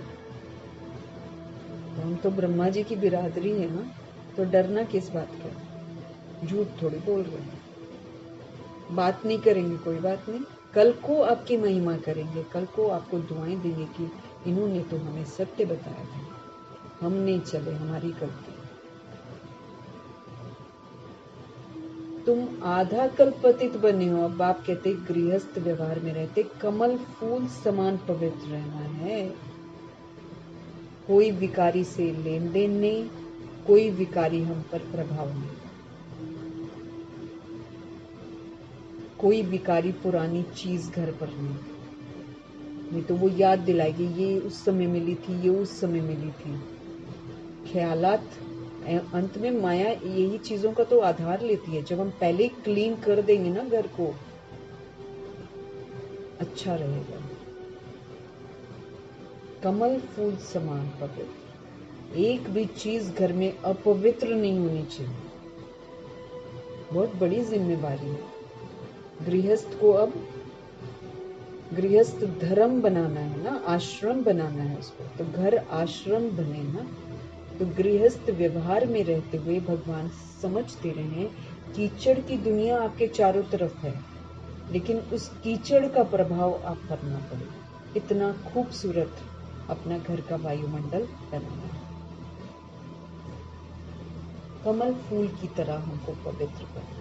कुमार और कुमारियां तो है ही पवित्र, अभी वो विकारी हथियाला तो नहीं बांधा, उन्हों को फिर समझाया जाता है ऐसे गृहस्थ में फिर जाना नहीं, जो फिर पवित्र होने का पुरुषार्थ करना पड़े। शादियां करो, फिर थोड़े दिन में रियलाइज करो कि ये तो गलत है, और फिर पुरुषार्थ ना। उल्टी सीढ़ी चढ़कर फिर सीधी सीढ़ी चढ़ना दिक्कत है। उल्टी चढ़ो ही मत ना, जो कि फिर उल्टी उतरो और फिर सीधी चढ़ो, कितनी मेहनत लगती है और टाइम भी नहीं है। इसीलिए जो कुमार और कुमारियां हैं उनको साफ बोलना है, भाई ऐसे गृहस्थ में मत जाओ जो फिर पवित्र होने का पुरुषार्थ करना पड़े। फिर भी लड़कियां जिद करती हैं घर की, अगर बाबा कहते हैं तो सिंपलिसिटी के साथ करा दो कि भाई जाओ, अब आप जिम्मेवार हो, हम तो इसमें शामिल नहीं। और बाकी लड़के हैं तो उनको तो कह सकते हो कि भाई जाओ, आप निकल जाओ, अलग रह लो अपने आप। उसमें नहीं शामिल होने से भी चलेगा। लड़की के लिए बाबा कहते हैं कि नहीं तो फिर इधर उधर जाएगी, उससे अच्छा है वो फिर उस समय करवा। अगर लड़की जिद करती है, वरना तो बचाने का पूरा इंतजाम करना है। जब वो नहीं मानती है तब के लिए बाबा ने बोला, अदरवाइज तो बचाना है सोल्स को कि अपना घात न करें, कि अपवित्र बने और फिर पुरुषार्थ करें, क्योंकि रोए धोएंगे सबके सब ने रोना धोना ही। भगवानुवाच है कि पावन बनो तो बेहद के बाप का मानना पड़े ना। अगर पावन बनना है तो जो भगवान कह रहे हैं वो मानो। अब भगवान कहते हैं पवित्र बनो, योगी बनो, तो बेहद और विकारी हत्याला कैंसिल करो। ये तो बाबा खुलेआम बोलते हैं। बाबा तो हमको बर्थडे मनाने को भी मना करते, जो विकार से पैदा हम हुए हैं वो विकारी बर्थडे कैंसिल करने को बोलते। वो विकार से पैदा हुआ वाला दिन है, उसको कैंसिल करना है, नहीं तो याद आएगी। रिश्तों को कन्वर्ट कर देना है, अलौकिक कर देना है ना, इसलिए विकारी बर्थडे भी मनाने को मना करते हैं बाबा। भगवानुवाच है, पावन बनो तो बेहद के बाप का मानना पड़े ना। तुम गृहस्थ व्यवहार में रहते कमल फूल समान रह सकते हो, इम्पॉसिबल नहीं है बाबा कहते हैं, रह सकते हो। फिर बच्चों को पतित बनने की आदत क्यों डालते हो? क्योंकि कई लोग गृहस्थ व्यवहार में रहते हैं, चलो अपना एक स्टेज पार हो गया, पवित्र रहते हैं, लेकिन दिमाग इतना आत्माओं का क्लियर नहीं होता है ना, तो अंदर बच्चों की पूरी शादी करवाने का इंतजाम करते हैं।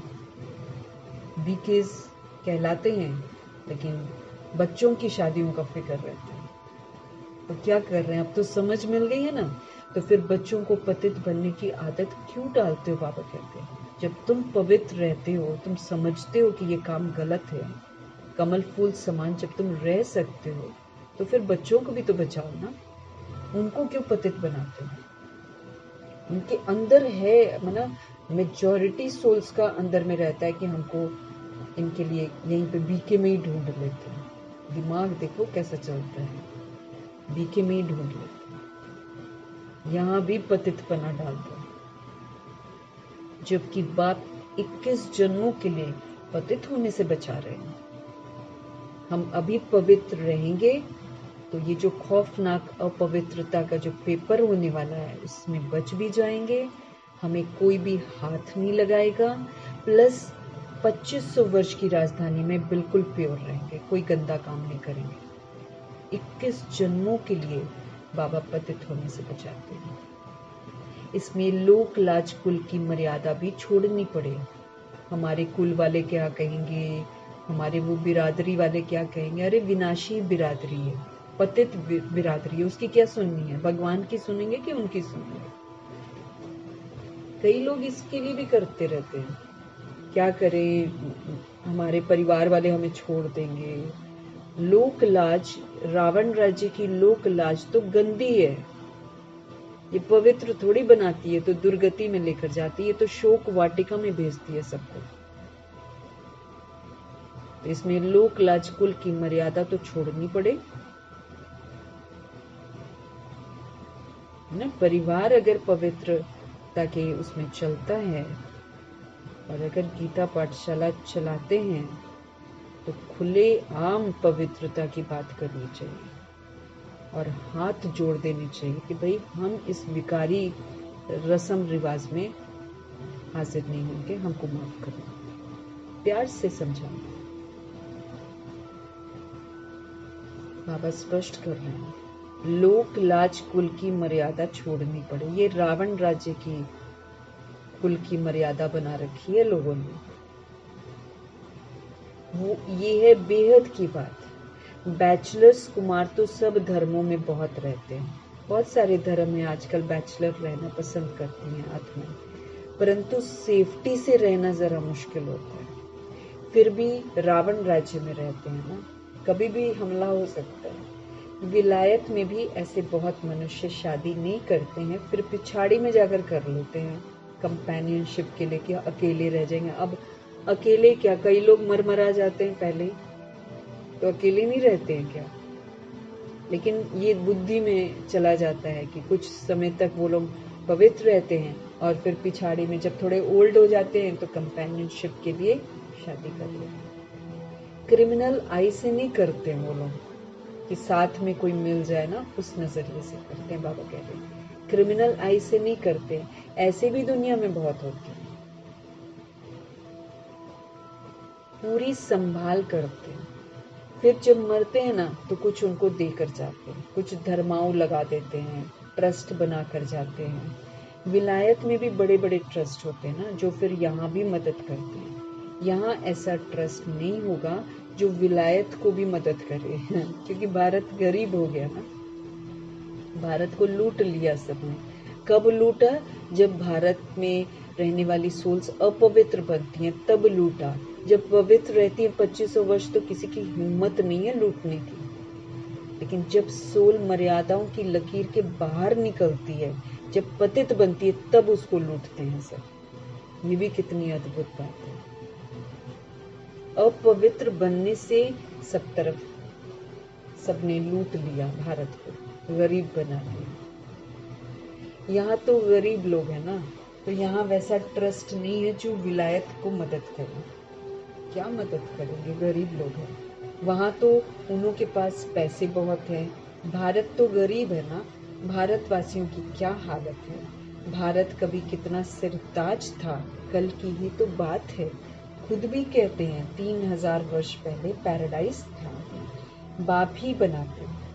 तुम जानते हो बाप कैसे ऊपर से नीचे आते हैं पतितों को पावन बनाने के लिए। वो है ही ज्ञान का सागर, वो पतित पावन है, वो सभी का सद्गति दाता है, अर्थात सबको पावन बनाने वाला है। तुम बच्चे जानते हो मेरी महिमा तो सब गाते हैं। मैं यहाँ पतित दुनिया में ही आता हूँ तुमको पावन बनाने के लिए। तुम पावन बन जाते हो तो फिर पहले पहले पावन दुनिया में आते हो, बहुत सुख उठाते हो, फिर रावण राज्य में गिरते हो। बल गाते तो हैं परमपिता परमात्मा, ज्ञान का सागर है, शांति का सागर है, वो पतित पावन है, परंतु पावन बनाने के लिए कब आएंगे ये कोई भी नहीं जानते।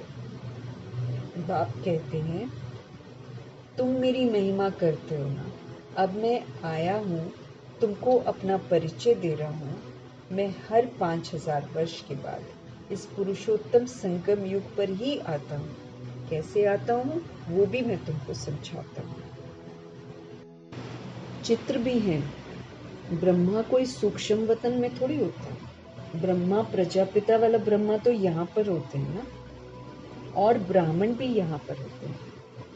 ब्रह्मा जी को ग्रेट ग्रेट ग्रैंडफादर कहा जाता है, जिसका फिर सिजरा बनता है। मनुष्य सृष्टि का सिजरा तो प्रजापिता ब्रह्मा से ही चलेगा। वो सबसे पहले आते हैं ना, सबसे पहले बॉडी लेते हैं, फिर वहां से शुरू होता है मनुष्यों का सिजरा।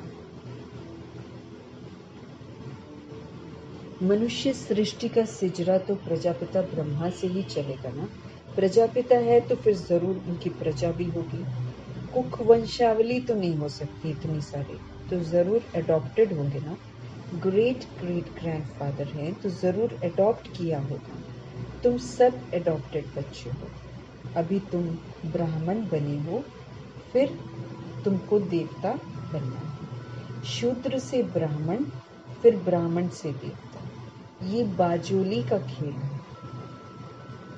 विराट रूप का भी चित्र है। वहां से सबको यहाँ आना है जरूर। जब सब आ जाते हैं फिर क्रिएटर भी आते हैं। वो क्रिएटर डायरेक्टर है, एक्ट भी करते हैं। बाबा एक्ट करके, मुरली के द्वारा एक्ट करके ही तो हमको एक्ट करना सिखाते हैं। परोपकारी बनकर, है ना, सदा संतुष्ट रहकर बाबा सिखाते हैं हमको सब कुछ करना। तो बाबा क्रिएटर भी है, बाबा डायरेक्टर भी है, और फिर बाबा एक्ट भी करते हैं ब्रह्मा के थ्रू। बाप कहते हैं हे आत्माएं, तुम मुझे जानते हो, तुम आत्माएं मेरे सब बच्चे हो ना। तुमने पहले सतयुग में शरीरधारी बनकर कितना अच्छा सुख का पाठ बजाया, उनको समझा रहे हैं बाबा। फिर 84 जन्म बाद तुम कितने दुख में आ गए। ड्रामा के क्रिएटर, डायरेक्टर, प्रोड्यूसर होते, क्योंकि 84वां जन्म में भी हमारा हिसाब किताब सेटल होता है ना। हमें नया जन्म जरूर मिलता है, लेकिन हिसाब किताब भी जबरदस्त यहाँ पर सेटल होता है। इसीलिए दुख भी आते हैं। तो 84 जन्म बाद तुम कितने दुख में आ गए हो। अपने कर्मों के दुख होते हैं ना। तो ड्रामा के क्रिएटर, डायरेक्टर, प्रोड्यूसर होते हैं ना, तो ये बेहद का ड्रामा है 5000 वर्ष का। बेहद ड्रामा को कोई भी जानते नहीं। भक्ति मार्ग में ऐसी ऐसी बातें बताते हैं जो मनुष्यों की बुद्धि में वही बैठ गई हैं। झूठ की कहानियाँ बड़ी अच्छी लगती हैं सभी सोल्स को, वो बैठ गई हैं बहुत अच्छे से, क्योंकि उसमें खुद तो धारण कुछ नहीं करना है, बस खाली सुनना है। अब बाप कहते हैं, मीठे मीठे बच्चों, ये सब भक्ति मार्ग के शास्त्र हैं। भक्ति मार्ग की तो ढेर सारी सामग्री है। जैसे बीज की सामग्री जो है वो झाड़ है ना, जैसा बीज होगा वैसा पेड़ होता है, वैसे फल होते हैं। तो जैसे बीज की सामग्री झाड़ है, इतने छोटे बीज से झाड़ कितना अथाह फैल जाता है। एक बीज लगाते हैं और कितना बड़ा पेड़ हो जाता है। भक्ति का भी इतना विस्तार है।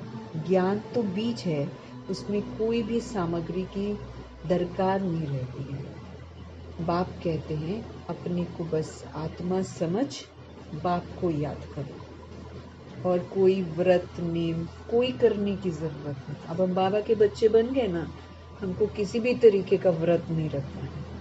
अब तो हमको विकारों का व्रत रखना है कि भाई विकार में कभी नहीं जाना है, बुराइयों को कभी यूज नहीं करना है, अब गुणों को नहीं देखना है, हमेशा हमको पवित्र रहना है, इसके व्रत रखने हैं।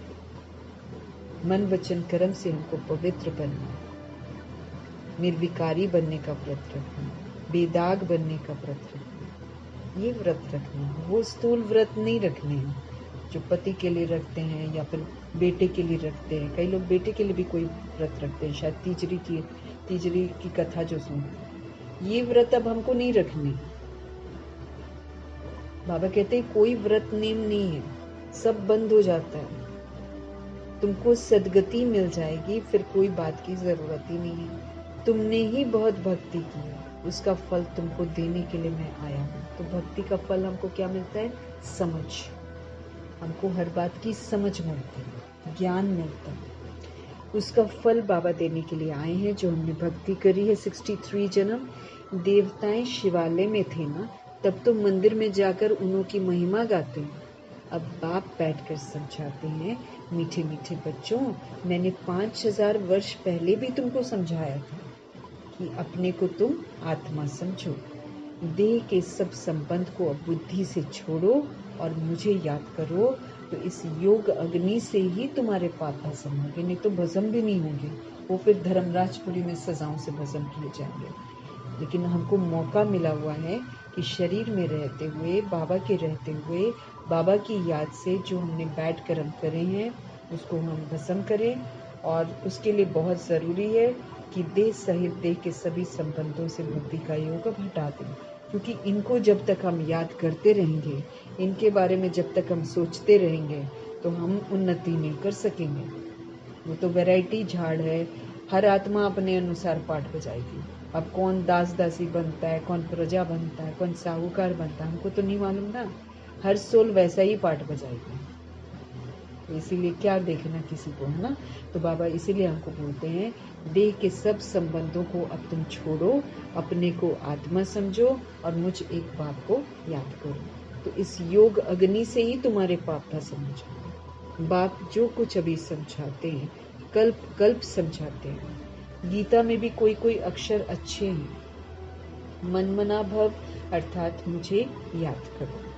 शिव बाबा कहते हैं, मैं यहाँ आया हूँ, किसके तन में आता हूँ वो भी मैं बताता हूँ। ब्रह्मा द्वारा सब वेदों शास्त्रों का सार मैं तुमको सुनाता हूँ। चित्र भी दिखाते हैं, परंतु अर्थ कोई भी नहीं समझते। अभी तुम समझते हो शिव बाबा कैसे ब्रह्मा तन के द्वारा सभी शास्त्रों आदि का हमको सार सुनाते हैं। 84 जन्मों के ड्रामा का राज भी हमको समझाते हैं। इनके ही बहुत जन्मों के अंत में मैं आता हूँ, किनके? ब्रह्मा जी के, क्योंकि ये पूरा 5000 वर्ष का पाठ बजाता है। अद्भुत आत्मा है ना। प्रजापिता ब्रह्मा, अव्यक्त फरिश्ता, फिर कृष्ण की आत्मा के रूप में भी थोड़ा पाठ बजाते हैं, फिर संगम योग फिनिश हो जाता है। इसी में सब कुछ होगा ना, सारा का सारा काम इसी में सब कुछ होगा। समाप्ति भी इसी में होनी है। तो इनके ही बहुत जन्मों के अंत में मैं आता हूँ, यही फिर पहले नंबर का प्रिंस बनते हैं ब्रह्मा जी, फिर 84 जन्म में आते हैं। अच्छा, मीठे मीठे से खिलते बच्चों प्रति माता पिता बाप दादा का याद प्यार और गुड मॉर्निंग। रूहानी बाप की रूहानी बच्चों को नमस्ते। हम रूहानी बच्चों की भी हमारे रूहानी बाप को दिल से, जान से, सिख से, प्रेम से, स्नेह से, मोहब्बत से, बहुत ही अदब से, पूरे रिगार्ड से, पूरी रिस्पेक्ट से प्रभु जी को प्यार भरी नमस्ते और उनका तहे दिल से शुक्रिया। सब कुछ के लिए शुक्रिया, बाप की पालना के लिए शुक्रिया, टीचर की शिक्षाओं के लिए शुक्रिया, सदगुरु का जो वरदान हमको मिलता है, जो हमको गाइड करते हैं, उन गाइडेंस के लिए शुक्रिया। धारणा के लिए मुख्य सारे, इस रावण राज्य में रहते हुए पतित लोक लाज कुल की मर्यादाओं को छोड़कर बेहद बाप की बात को मानना है। पतित है दुनिया, पतित है उनका लोक लाज कुल, एकदम वो मर्यादाओं को छोड़ देना। पहले जो करते थे ना, वो क्या कहेंगे, वो क्या कहेंगे, वो क्या कहेंगे, एकदम इससे बाहर आ जाना। गृहस्थ व्यवहार में रहते हुए कमल फूल समान रहना, विकारी कीचड़ का प्रभाव हम पर न पड़े। जब हमको पता है कि विकार से एक सोल की हत्या होती है, आत्मघात होता है उसका, वो पतित बन जाती, वो क्रिमिनल बन जाती है, हम वहां क्यों हाजिर हो जाएं जहां शादियां होती हैं? साफ मना कर दे। फिर ये बांधेलियों के लिए नहीं है, बांधेलियों को तो जाना पड़ेगा, लेकिन जो सोल्स कर सकती हैं वो खुलेआम मना कर सकती हैं। इस वैरायटी विराट लीला को बहुत अच्छे से समझना है। इसमें पाठ बजाने वाली आत्मा जो है वो निर्लेप नहीं है। वो जो अच्छा बुरा कर्म करती है उसका भुगतान जरूर करती है, उसका फल तो उसको मिलता है। अच्छा करेगी अच्छा फल मिलेगा, बुरा करेगी भुगतान तो करना ही। हम भले मनमानियां जितनी मर्जी कर लें बाबा का बनकर, एक एक मेरा रॉन्ग कर्मा जो है वो मेरा अकाउंट बना रहे हैं, जिसका फल मुझे भुगतना पड़ेगा। कई सजाएं हमको तुरंत मिल जाती हैं, कई फिर इकट्ठी होती जा रही हैं, फिर वो धर्मराजपुरी में मिलेगी। इसीलिए हम बच नहीं सकते। अच्छे कर्म क्या होते हैं वो भगवान सिखा रहे हैं, वो उनके अनुसार चल रहे हैं तो हम अच्छे कर्म कर रहे हैं। उनकी अवज्ञा कर रहे हैं तो हमको बुद्धि में ये रखना चाहिए कि हम बैड कर्मा कर रहे हैं, इसका भुगतान मुझे करना पड़ेगा, क्योंकि हम उससे वायुमंडल भी तो बना रहे हैं ना। हम वायुमंडल भी बना रहे हैं, फिर हम जो कर रहे हैं वो फिर द्वापर युग और कलयुग की सोल्स और भी गंदे तरीके से कर रही हैं। हम टाइम वेस्ट कर रहे हैं तो वो भी टाइम वेस्ट कर रहे हैं। हम देह में फंसे हैं तो वो तो और भी देह में फंसे होंगे, है ना। हमारा ही कर्मा का वाइब्रेशंस फैल रहे हैं ना, इसीलिए हम अच्छे बुरे कर्म का फल जरूर प्राप्त करते हैं। इस राज को बाबा कहते समझो और सिर्फ श्रेष्ठ कर्म करो। श्रेष्ठ कर्म तभी हो सकते हैं जब हम श्रीमत पर चलते हैं। कर्म कैसे करने चाहिए ये बाबा हमको रोज बताते हैं। तो श्रीमत प्रमाण चलना मतलब श्रेष्ठ कर्म करना, और श्रीमत के विपरीत जितने भी हम कर्म कर रहे हैं, सुन रहे हैं, बोल रहे हैं, देख रहे हैं, सारे अच्छे बुरे कर्मों का हमारा हिसाब किताब रिकॉर्ड हो रहा है। सजा इसकी तब मिलेगी जब बाबा चले जाएंगे, क्योंकि फिर कोई बचाने वाला नहीं है। उसको बोलते हैं ना पनिशमेंट। जब कोई साधन नहीं बच जाएगा, कोई दवाई नहीं बच जाएगी, कोई कुछ नहीं कर पाएंगे, तब पनिशमेंट मिलेगा। अभी तो बाबा की मदद से ट्रीटमेंट हो जाता है, दवाई मिल जाती है। फिर एक समय आएगा ना कुछ नहीं मिलेगा। इसीलिए बाबा कहते हैं राज को समझो और अब सिर्फ श्रेष्ठ कर्म करो, बैड कर्म मत करो। सतगुरु जी का वरदान, बाप के संस्कारों को अपने ओरिजिनल संस्कार बनाने वाले शुभ भावना शुभ कामना धारी भव। हमारे बाबा का संस्कार कौन सा है? हमारे बाबा विश्व कल्याणकारी है, शुभ भावना शुभ कामना धारी है। ये बाबा के संस्कार हैं।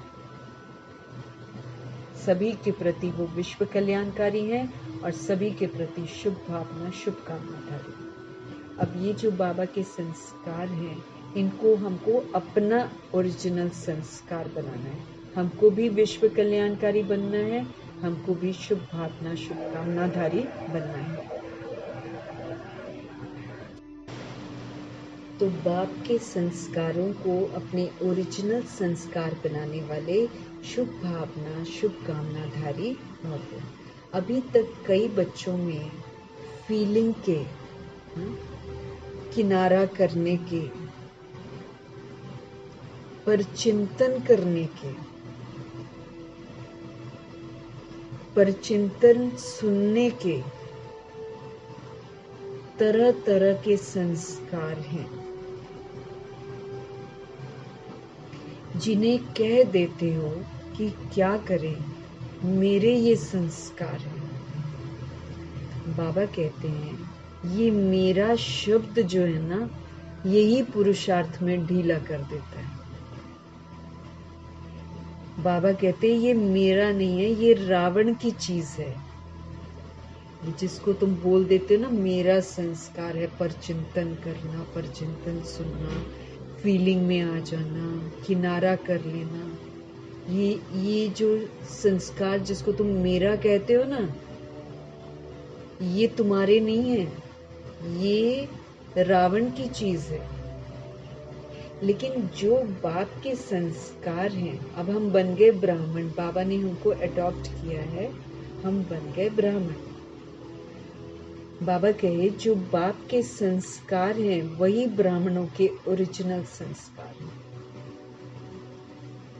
वो संस्कार है विश्व कल्याणकारी शुभ चिंतनधारी। बाबा के संस्कार कौन से हैं? विश्व कल्याणकारी और शुभ चिंतनधारी। वही संस्कार हमारे होने चाहिए। सभी के प्रति शुभ भावना, सभी के प्रति शुभ कामनाधारी। सभी सोल्स इस समय बीमार हैं। उनकी बीमारी का चिंतन नहीं करके मानसिक रूप से बीमार हैं आत्माएं। तो रोग लगे हुए ना, हम आत्माओं के अंदर जब विकार आते हैं तो हमको रोग लग जाते हैं, हम बीमार आत्मा होते हैं, दाग वाले आत्मा, उसको बाबा बीमार बोलते हैं। जब हमको कामनाएं उत्पन्न होती है ना, वो ऐसा कर ले, वो ऐसा कर ले, तो मैं बीमार आत्मा हूं। उसी तरीके से जब क्रोध आता है, बीमार हैं हम, तो बाबा समझ देते हैं कि दुनिया तो इस समय बीमार हो गई है, लेकिन सारी बीमार आत्माओं के लिए हमको क्या बन जाना है? शुभ भावना शुभ कामनाधारी बनना है।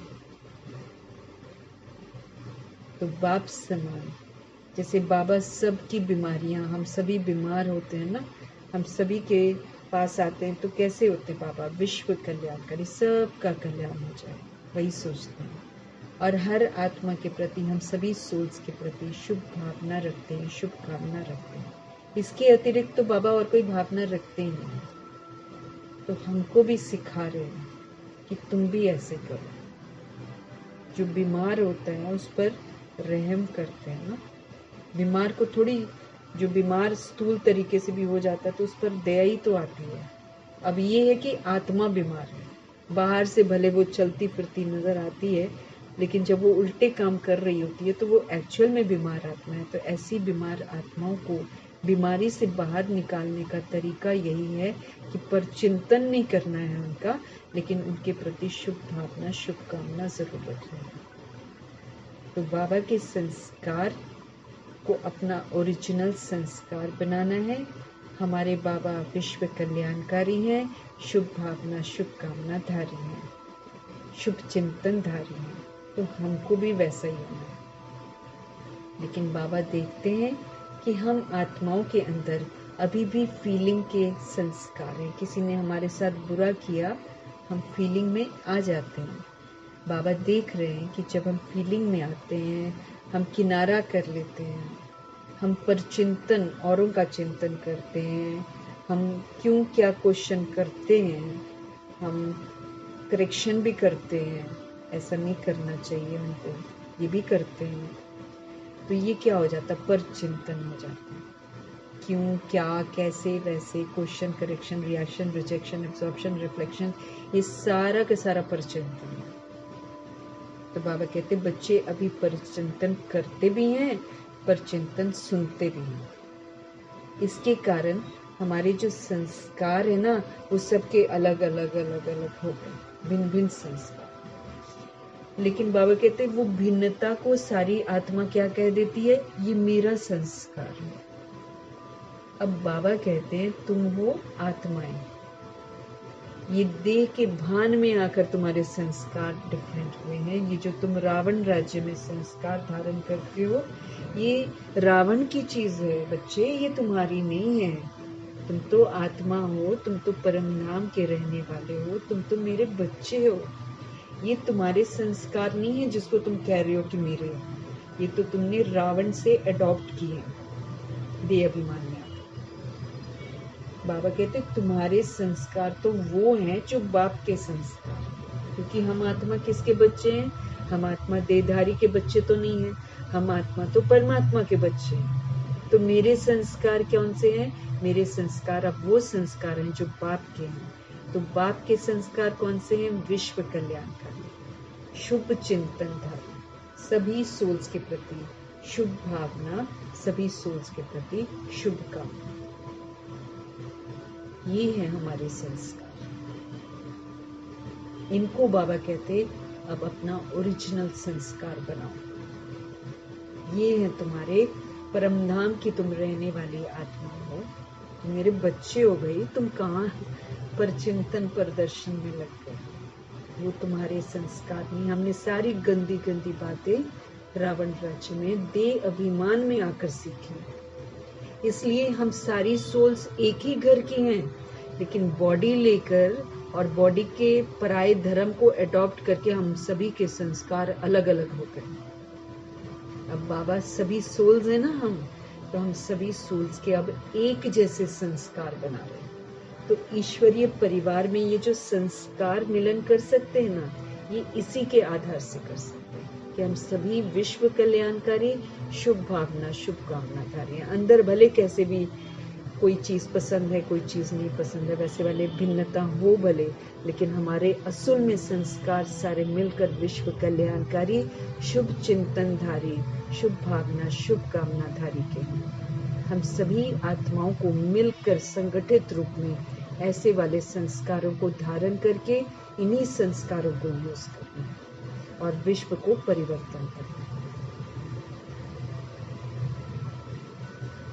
इसको छोड़ के कोई भी संस्कार जो हम यूज करते वो रावण का है, वो मेरा नहीं है। हम तो देह समझकर डिफरेंट डिफरेंट हो गए ना।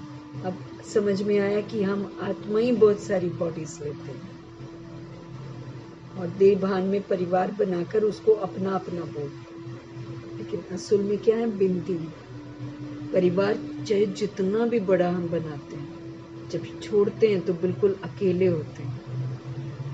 13 दिन वो अनुभव करते हैं, फिर गर्भ जेल में अनुभव करते हैं अकेलापन। वहां मालूम चलता है कि हम तो परमात्मा के बच्चे हैं। अब पूरे होश में समझा रहे हैं भगवान हमको। हम अभी शरीर में हैं, वो तो शरीर छोड़कर एहसास होता है और गर्भ जेल में होता है।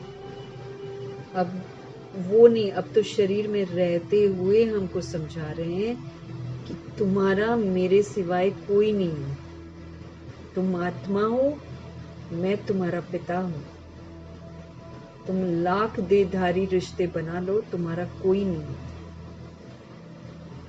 इसलिए तुम मेरे संस्कार जो है ना, वो तुम धारण करो।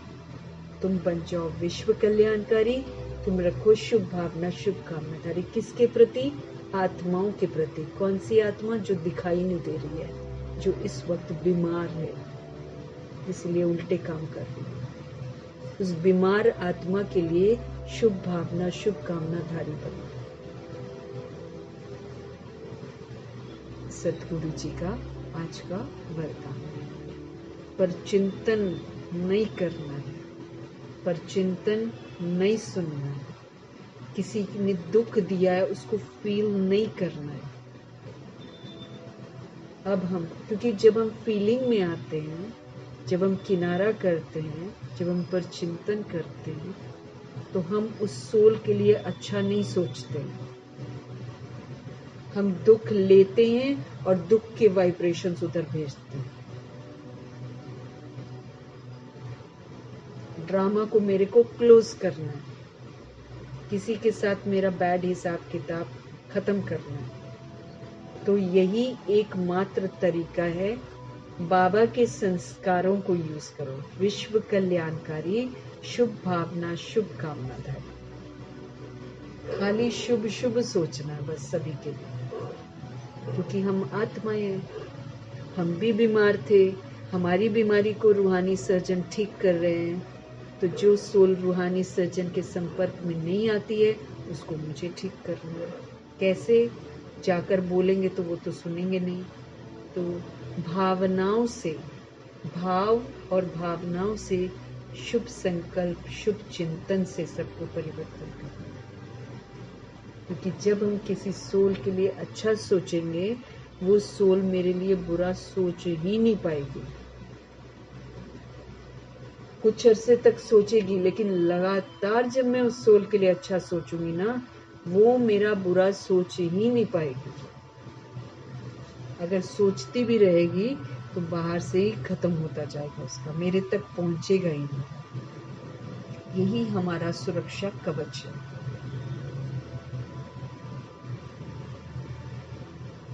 तो रावण की चीजों को छोड़ना है और मीठे से परमात्मा का संस्कार जो है उनको हमको धारण करना है।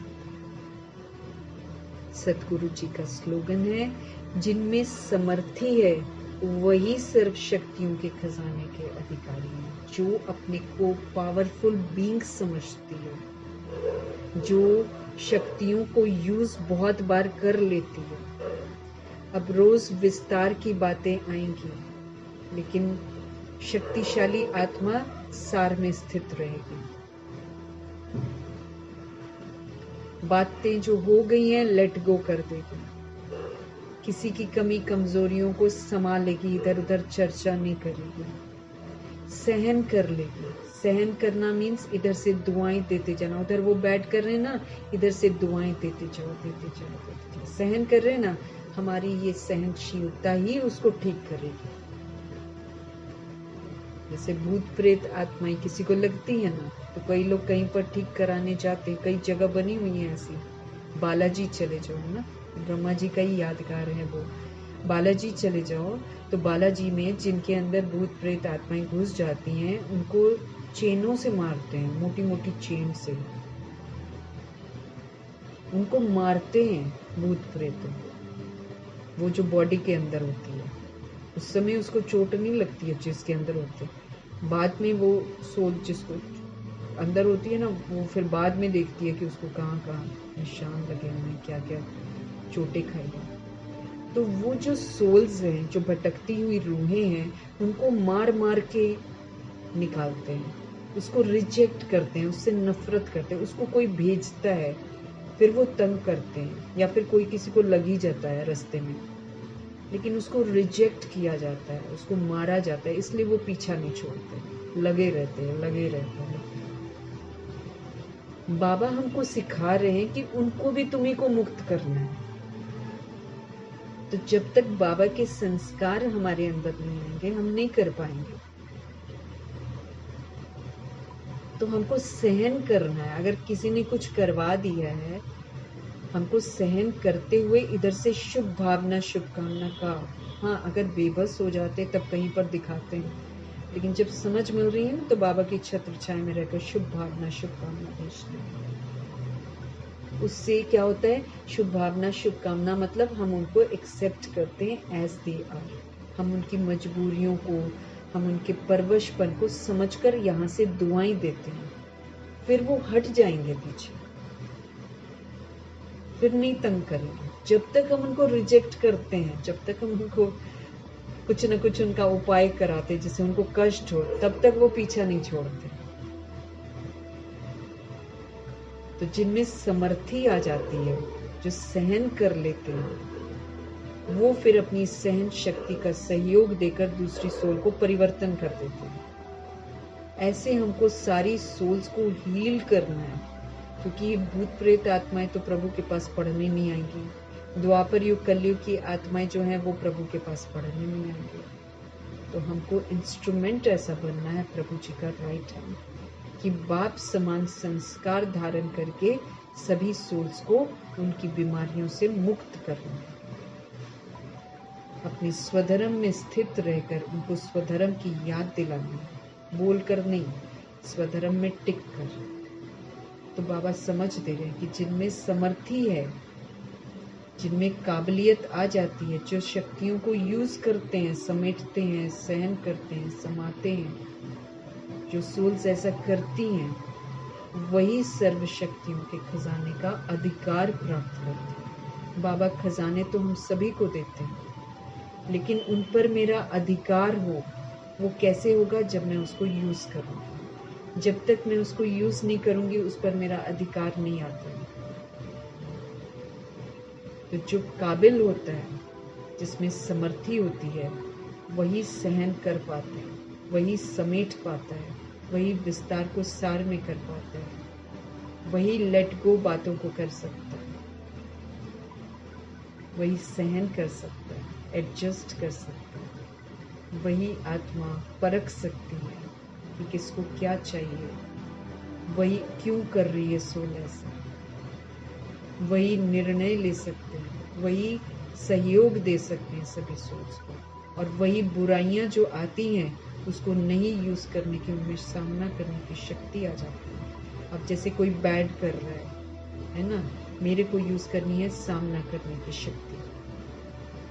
अब वो बैड कर रहा है, मुझे इधर से बैड नहीं करना, बस वो मुझे उकसाएगा कि बैड कर रहा है, मुझे नहीं करना, बस मुझे बाबा के संस्कारों को अपना संस्कार नेचुरल बना देना। विश्व कल्याणकारी शुभ भावना शुभकामनाधारी। बाबा कहते तुम मेरी श्रीमत पर चलो, कोई तुम्हारा कुछ बिगाड़ नहीं सकता है, क्योंकि तुम फिर मेरी छत्र छाया के सुरक्षा कवच में आ जाते हो। जब कभी हमको सेक लगता है तो बाबा कहते तुम चेक करो, तुमने मर्यादा की लकीर को क्रॉस किया है, तुमने उसके लिए इल फीलिंग रखी है, तुमने उसका परचिंतन किया है, इसलिए तुमको सेक लगा। अब बाबा की छत्र छाया में रहना है तो अपने को आत्मा समझना है, यहाँ पर स्व चिंतन करना है, शुभ चिंतन करना है ना, ज्ञान चिंतन करना है, प्रभु चिंतन करना है। यहाँ विश्व कल्याणकारी बनना है, शुभ भावना शुभकामना, आत्मा समझना है, सबको आत्मा भाई भाई की वृत्ति से देखना, दृष्टि में रूहानियत चाहिए, कर्म में सुख चाहिए, रूहानी कर्म योगी बनना है, कर्म योगी फरिश्ता बनना। ये बाबा की छत्र छाया के अंदर रहने की शिक्षाएं। जब हम ये करते हैं फिर बाबा मेरी पूरी जिम्मेवारी लेंगे। अगर मैं यहाँ से बाहर निकलती हूँ फिर बाबा मुझे नहीं बचाएंगे। मुझे अच्छी तरह सारी बातें समझनी है। जिनमें समर्थी है, काबिलियत है, जो शक्तिशाली बनते हैं, वही सारी शक्तियों के खजाने के अधिकारी बनते हैं, क्योंकि समर्थी चाहिए शांत रहने की, सहन करने की, समाने की, समेटने की समर्थी चाहिए। ऐसे थोड़ी शक्तियां हमारे अंदर आ जाएंगी। अधिकार प्राप्त करना है। पेपर बहुत सारे होंगे, बाबा ने पहले ही बोला, परिस्थितियां आएंगी, ऑपोजिशन होंगे, विघ्न आएंगे, तूफान आएंगे। क्या यूज करना है? शक्तियों को यूज करना है। वहीं तो यूज करना है, वहां यूज करके कामयाब होना है, अचल अडोल रहकर कामयाब होना है, आठों शक्तियों को यूज करके कामयाब होना है, परिवर्तन शक्ति यूज करके कामयाब होना है, तब जाकर मेरा शक्तियों पर अधिकार होगा। फिर मैं अंतिम 8 पेपरों को एक साथ होंगे ना, 8 पेपर एक साथ होंगे, उस समय फिर 8 शक्तियों पर जब मेरा अधिकार होगा, बहुत बहुत मैंने प्रैक्टिस कर ली, बहुत इसको यूज कर लिया, अपना नेचुरल संस्कार बनाकर इसका अधिकार प्राप्त कर लिया, तब मैं आराम से 8 पेपरों को 8 शक्तियां एक साथ हाजिर रहेंगी। भगवान हमको तैयार कर रहे हैं। तो जिनमें काबिलियत होती है, जिनमें समर्थी आ जाती है, वही सारी शक्तियों का अधिकार जो है वो प्राप्त करती है। ऐसे ही खाली कहने से कि मैं मास्टर सर्वशक्तिवान हूँ, मैं मास्टर सर्वशक्तिवान हूँ, इससे मैं मास्टर सर्वशक्तिवान नहीं बन सकती। मास्टर सर्वशक्तिवान का मतलब ही बाबा कहते हैं समय पर शक्तियों को यूज करना। रोज ये नहीं कहना बाबा ऐसे क्यों हो गया, बाबा ऐसे क्यों हो गया। भाई क्यों हो गया? क्योंकि शक्तियों को यूज करने का मौका मिलता है। यूज करो पावर्स को, इसलिए हो रहा है, इसलिए सब कुछ कल्याण कर रहा है। क्योंकि लास्ट में इविल स्पिरिट्स का पेपर भी आएगा, गंदी दृष्टि वालों का पेपर भी आएगा, सामान भी नहीं मिलेगा, प्रकृति का पेपर भी आएगा, विकारों का पेपर भी आएगा, लौकिक से पेपर भी आएगा, अलौकिक से भी पेपर आएगा। ये नहीं कि ब्राह्मण परिवार में से किसी का पेपर, क्योंकि क्षत्रिय, प्रजा, दास, दासी सब है, सब पेपर बनकर आएंगे। 8 पेपर आएंगे, जरूरत की चीजें नहीं मिलेगी, साधन सारे बंद हो जाएंगे। वहां मेरे पास 8 शक्तियां हो, जिसको मैं यूज करूं, अचल अडोल रहूं और विश्व कल्याणकारी शुभ भावना शुभकामनाधारी के संस्कारों को यूज करूं। तो इविल स्पिरिट्स तो एंड में भ्रमार होगा। तो अभी से आदत मेरी होनी चाहिए कि उन आत्माओं के लिए भी हमको दुआएं देनी है, कि वो भी इस तरह की भटकन से मुक्त हो जाएं, उन्हें भी प्रभु की याद आए। इसीलिए तो मुरली को ना यूनिवर्स की सारी सोल्स को ही समर्पित कराना भगवान सिखा रहा है। भगवान ही बुद्धि देता है ना। अगर पहले से बुद्धि होती तो हम पहले से करते, हम पहले से तो नहीं कर रहे हैं। बुद्धि देते जा रहा है, समझ देते जा रहा है, तो करते जा रहे हैं। इसीलिए यूनिवर्स की सारी सोल्स को अभी से जब हम समर्पित करेंगे, उनके लिए भी जब हम दुआएं करेंगे, इविल स्पिरिट्स हमको अंत में तंग नहीं करेंगे, क्योंकि मैंने उनको रिजेक्ट नहीं किया है, मैंने उनको एक्सेप्ट किया है और मैं उनको दुआएं दे रही हूँ।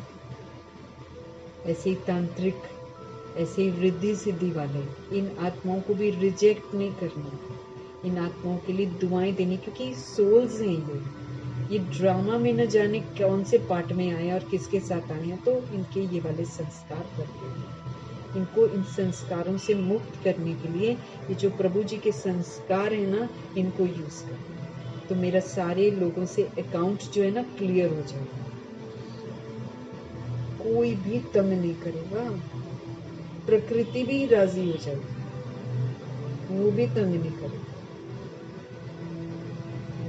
तो बाबा के बताए हुए राजों को समझना है और फिर राजों को समझकर फिर जैसे जैसे प्रभु जी बोल रहे हैं वैसे वैसे करना है। हम आत्माओं पे कर्मों का लेप छेप लगता है, इसलिए गफलत नहीं करनी, हम ही को नुकसान होगा। भगवान जी का धन्यवाद करेंगे। Sweet God father, sweet teacher, sweet सदगुरु जी का धन्यवाद करेंगे। ब्रह्मा माँ का धन्यवाद करेंगे, जगदम्बा माँ का धन्यवाद करेंगे, एडवांस पार्टी की सारी सोल्स का धन्यवाद करेंगे, अष्ट रत्नों का धन्यवाद, मठ ब्रह्मों का धन्यवाद, 16,108 करोड़ आत्माओं से बची हुई सारी सोल्स का धन्यवाद, धरती आकाश जल वायु अग्नि तत्वों का सभी का धन्यवाद करेंगे। ब्रह्मा का धन्यवाद, प्रकृति का धन्यवाद, माया का धन्यवाद, यमदूत का धन्यवाद, करोड़ों की जितनी भी आबादी है सबका धन्यवाद करेंगे जो द्वापर युग कलयुग में आती है। साधनों का धन्यवाद करेंगे, साधन बनाने वालों का धन्यवाद करेंगे, साथ में रहने वाले सोल्स का धन्यवाद करेंगे, सहयोगी आत्माओं का धन्यवाद करेंगे।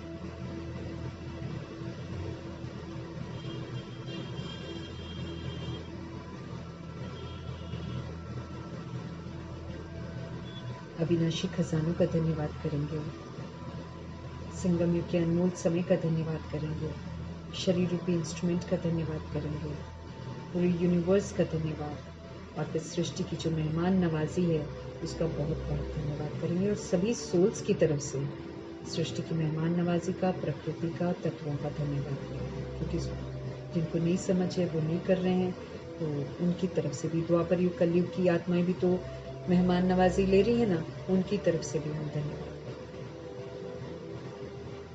और आप सभी सोल्स का भी धन्यवाद। ओम शांति।